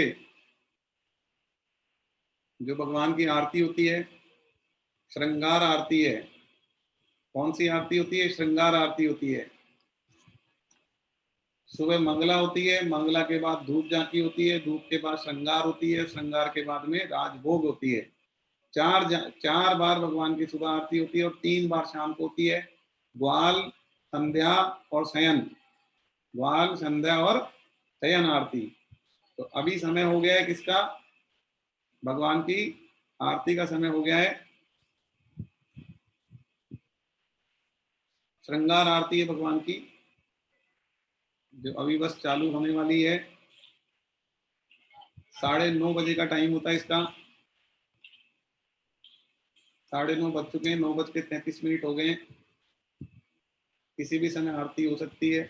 ये जो भी हम पढ़ रहे हैं भगवत गीता, ये किन्होंने बोली है? ये कृष्ण भगवान ने बोली है, जो आपके सामने विग्रह में खड़े हैं। अभी भी मैंने क्लास जब स्टार्ट हुई थी, सब लोग नहीं आए थे, वापिस रिपीट कर देता हूँ। ये विग्रह कोई साधारण विग्रह नहीं है। ये वास्तव में जो कृष्ण भगवान धरती पे आए थे, जैसे दिखते थे, वो असली चेहरा, वो है ये विग्रह।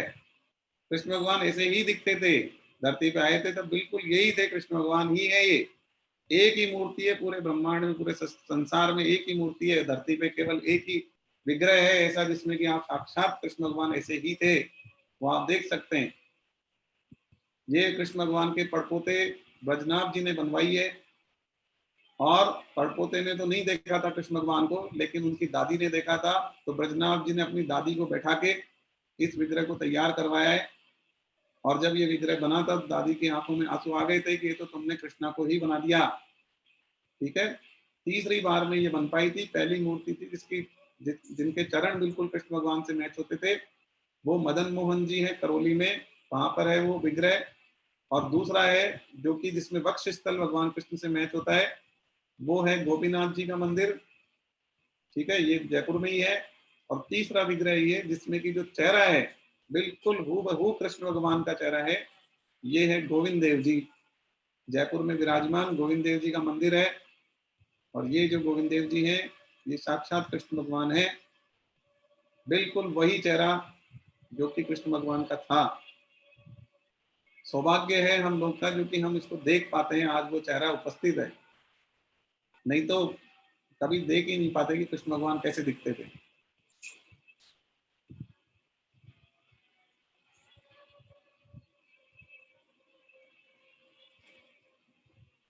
साढ़े 9 बज चुके हैं, ज्यादा हो गया है टाइम, 9:35 हो गए। चलिए, जब तक आरती स्टार्ट नहीं होती तब तक हम लोग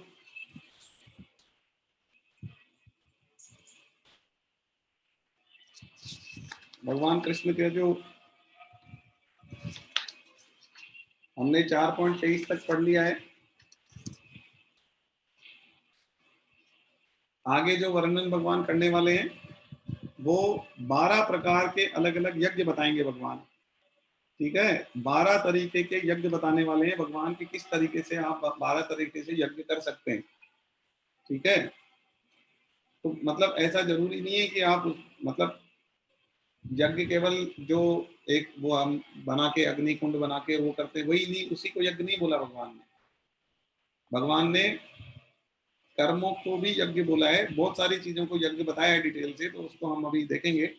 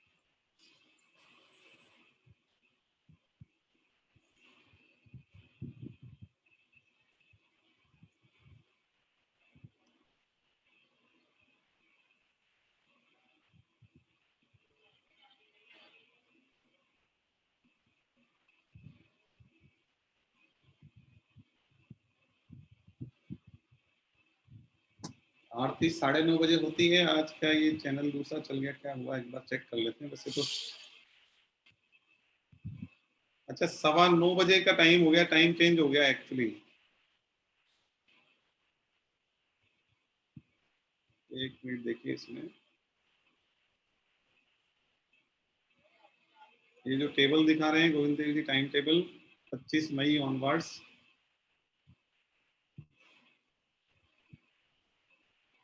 धूप और श्रृंगार आरती 9:15 से 10 बजे तक लिखी हुई है। लेकिन अभी जो इनका शेड्यूल आ रहा था, एक मिनट आपको देखता हूँ।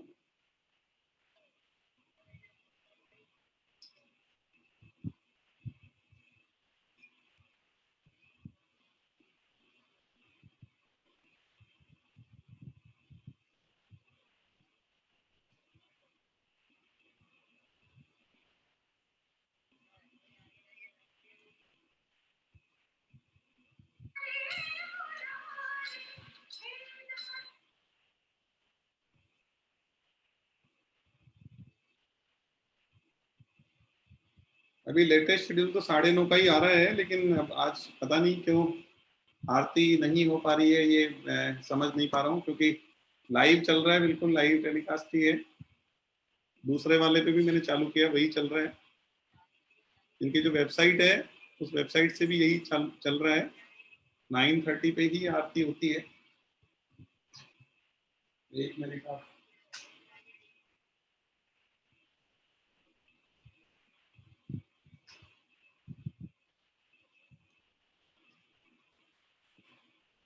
मोनिका से बात करो। नहीं है क्या अभी? ठीक है।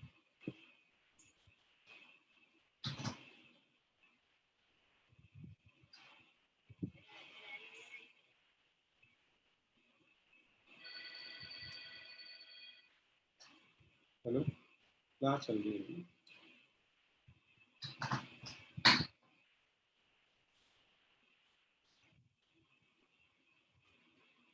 अभी तो लग नहीं रहा है कि आरती होने वाली है, लेकिन चलिए आप दर्शन कर लीजिए और देखते हैं ऐसा क्यों हुआ। क्योंकि 9:30 का टाइम होता है, भगवान की आरती होती है, डेली होती है। मैंने मोबाइल लाइव दर्शन भी चालू किया है। मोबाइल लाइव दर्शन डायरेक्ट वेबसाइट से चलता है, उसमें भी नहीं आ रही है आरती। उसमें भी मतलब वैसे यही यही सेम ही दिखाई दे रहा है। और जबकि जो शेड्यूल लगा हुआ है वो 9:30 का है, और 9:30 बजे डेली हम आरती मतलब देखते ही हैं। मैं तो लाइव देखता हूँ डेली।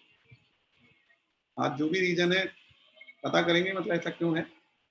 अभी हम लोग अपनी क्लास कंटिन्यू कर रहे हैं।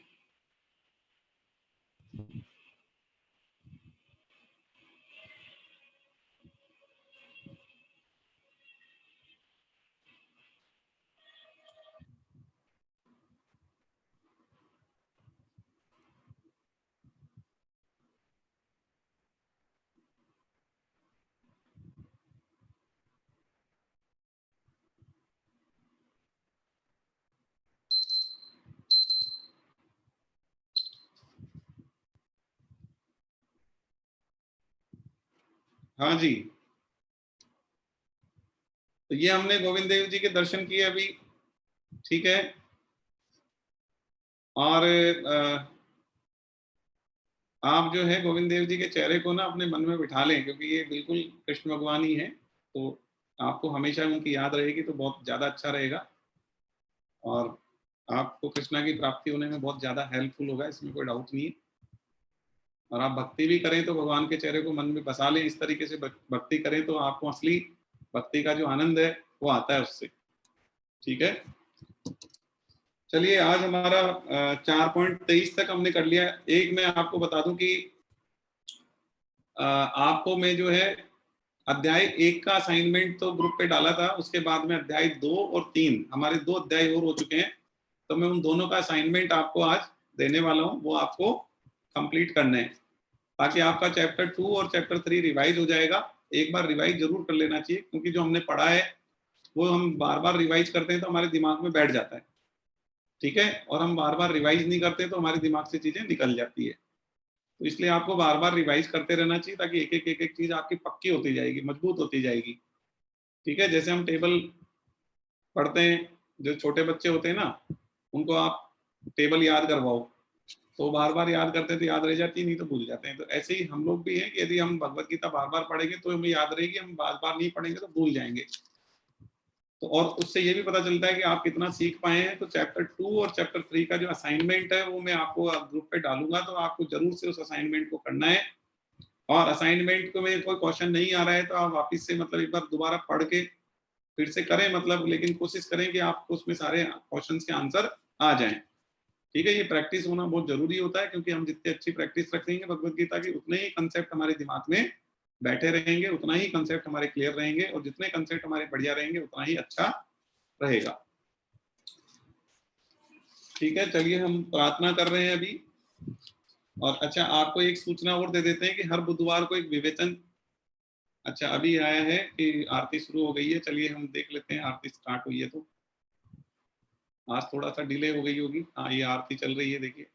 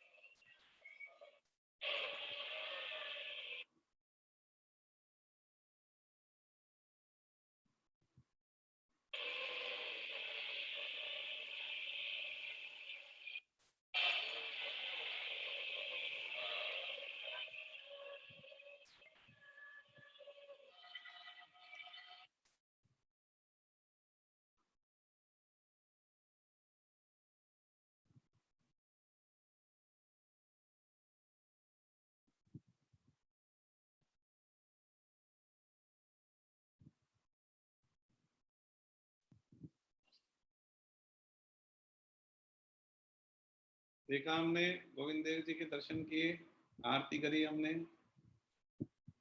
और सबका सौभाग्य है हम लोग का कि कृष्ण भगवान के दर्शन हमें हो पाते हैं, और ये विग्रह बन पाया है, ये बहुत बड़ी सौभाग्य की बात है। नहीं तो वास्तव में जैसे होता है ना कि एक्चुअल में कैसे दिखते थे वो हमें कभी पता नहीं चलता, कि कृष्ण भगवान वास्तव में कैसे दिखते थे ये हमें कभी पता नहीं चल पाता। हाँ भाई ठीक है, आए थे, हाँ ठीक है, बहुत तरीके की तस्वीरें बनाते लोग, मूर्तियां बनाते, सब बनाते हैं, ठीक है, वो सब में होते हैं भगवान, लेकिन एक्चुअल में कैसे दिखते थे कभी नहीं पता चल पाता। चलिए, आज की क्लास हमारी हम कंप्लीट कर रहे हैं। मैंने आपको बताया कि असाइनमेंट में आपको 2 दूंगा, वो आप करना, क्योंकि असाइनमेंट करने से आपको बहुत फायदा होगा, एक रिवीजन भी हो जाएगा आपको। ठीक है। अच्छा, एक बुधवार को क्या है, विवेचन सत्र होता है हर बुधवार को, तो विवेचन सत्र का मैं आपको जो आईडी है वो भेजा करूंगा। विवेचन सत्र में आपके कुछ भी, एक तो उसमें ब्रीफ रिवीजन भी होता है, और कोई आपके प्रश्न आंसर होते हैं वो भी लिए जाते हैं। तो किसी भी कभी कोई प्रश्न आंसर होते हैं वो लेते हैं, संतोष गुप्ता जी लेते हैं उसको, जो कि ये जो किताब जिससे हम पढ़ रहे हैं, ये जो टिप्पणियां हम पढ़ रहे हैं साधक संजीवनी की है वो, लेकिन संतोष गुप्ता जी ने उसको समराइज करके हमारे सामने प्रस्तुत किया है। वो वरिष्ठ आचार्य हैं, और मैं भी भगवत गीता उनसे ही पढ़ा हूँ, मैं उन्हीं का स्टूडेंट रहा हूँ भगवत गीता में। तो आप समझिए कि वो बहुत ही क्या बोलेंगे, उनका नॉलेज और उनका जो भगवत गीता पे पकड़ है वो बहुत ही जबरदस्त है। तो उनका विवेचन सत्र होता है अध्याय के हिसाब से, तो हर बुधवार को विवेचन सत्र होता है, तो हम आपको उसका लिंक भेज देंगे। तो आपको विवेचन सत्र में एक बार आप अटेंड करें, जिससे आपको काफी फायदा होगा, आपको उसमें काफी सारे मतलब कुछ सीखने को मिलेगा। ठीक है, आपके कुछ प्रश्न है तो आप वहां पर भी उनसे पूछ लीजिएगा। अच्छा, एक रिकॉर्डिंग वाली क्लास के लिए भी डिमांड आ रही है कि रिकॉर्डिंग वाली क्लास आपको डालेंगे। अच्छा, एक जने ने पूछे, प्रश्न ले लेते हैं, सांवलिया सेठ को व्यापार में पार्टनर बनाना क्या कहा जाएगा? नहीं, सांवलिया सेठ जो है वो तो कृष्ण भगवान ही है, उनको पार्टनर बनाओ ना, आप क्या दिक्कत है, बनाओ। उसमें कोई उसको कोई आपको वो नहीं माना, आप निस्वार्थ भाव से बनाओ। यदि आप क्या है फिर अपनी बुद्धि लगाओगे ना उल्टी, कौन सी वो बुद्धि होती है ना कि मैं इनको पार्टनर बना लूंगा तो प्रॉफिट ही होगा, या मैं इनको पार्टनर बना लूंगा ना तो मेरे को ज्यादा प्रॉफिट हो जाएगा क्योंकि इनको भी तो हिस्सा मिल रहा है ना, वो सब वो सब बुद्धि से आप बनाओगे ना, तो फिर वापस वही वाली बात हो गई शुरू, व्यापार शुरू हो गया वहां भी। आप उससे बनाओ कि भगवान ये तो आपका ही है, ये जो आपका हिस्सा हम आपको दे रहे हैं ये तो पूरा ही आपका ही है, ये तो जो भी दे रहे हैं सब वो आपका ही है, हम दे क्या रहे हैं आपको, हम तो कुछ भी नहीं दे रहे।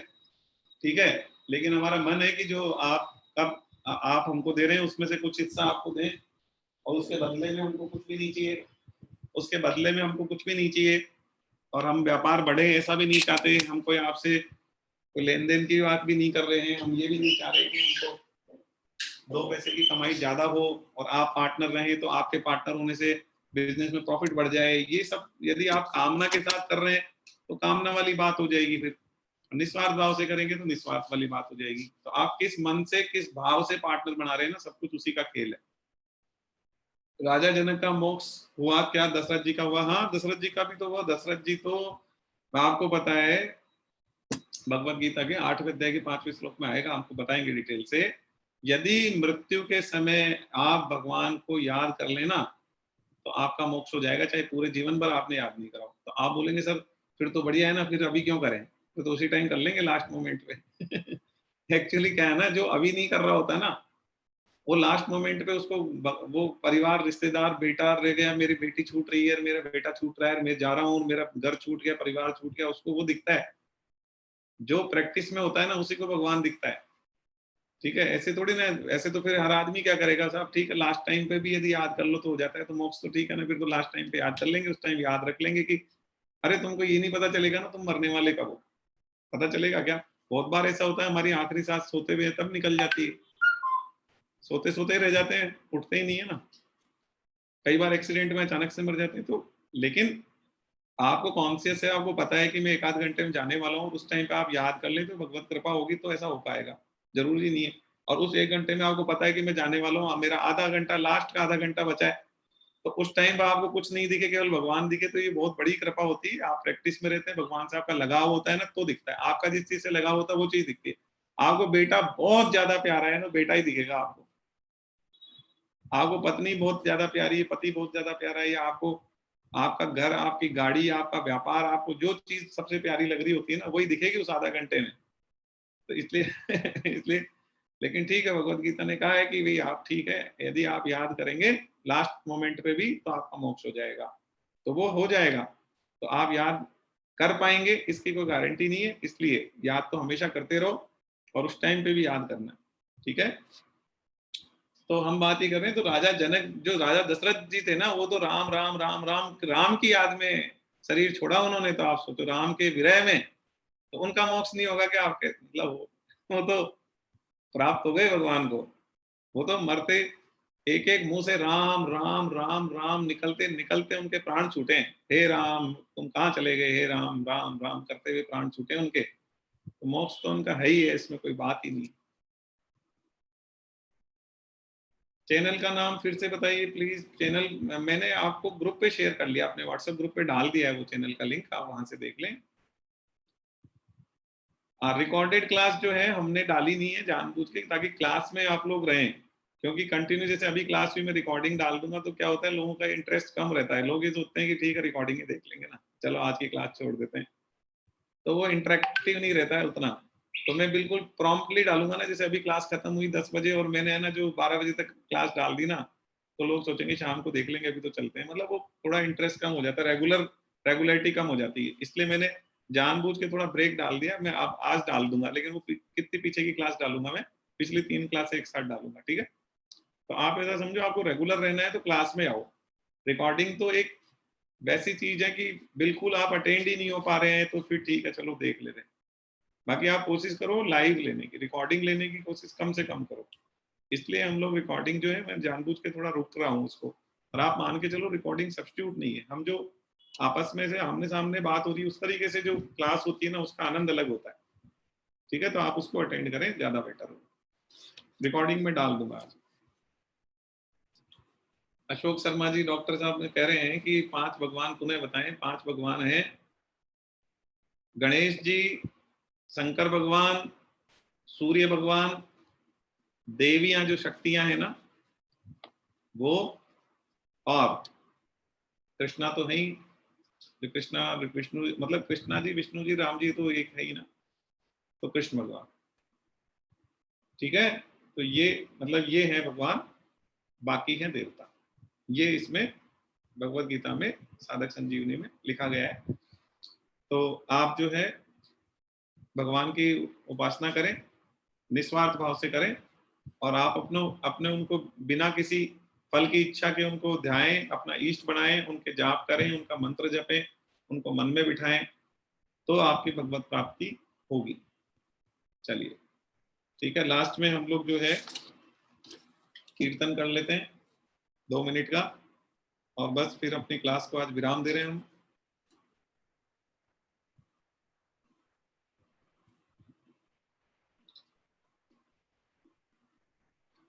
राधे गोविंद भजो राधे, भजो राधे गोविंदा।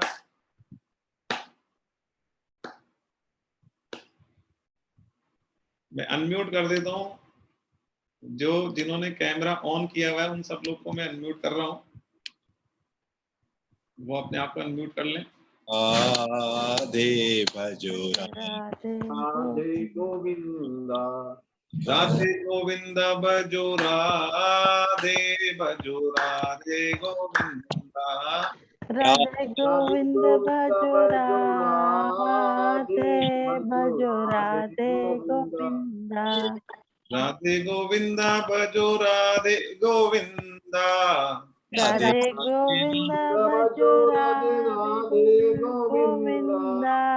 राधे गोविंद भजो राधे गोविंदा।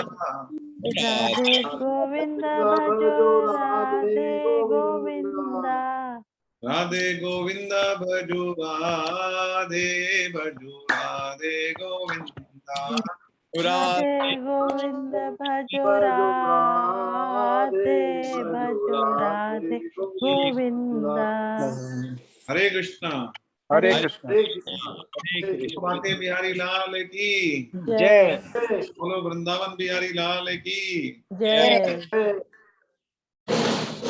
घनश्याम की जय बोलो, मीरा के प्रभु गिरिधर नागर की जय बोलो, वृषभानुसुता राधा रानी की जय यादव पुरुषोत्तम भगवान श्री राम की जय आज के आनंद की जय सब भक्तों की जय सब संतों की जय राधे राधे राधे हरे हरे कृष्णा हरे कृष्णा हरे कृष्णा।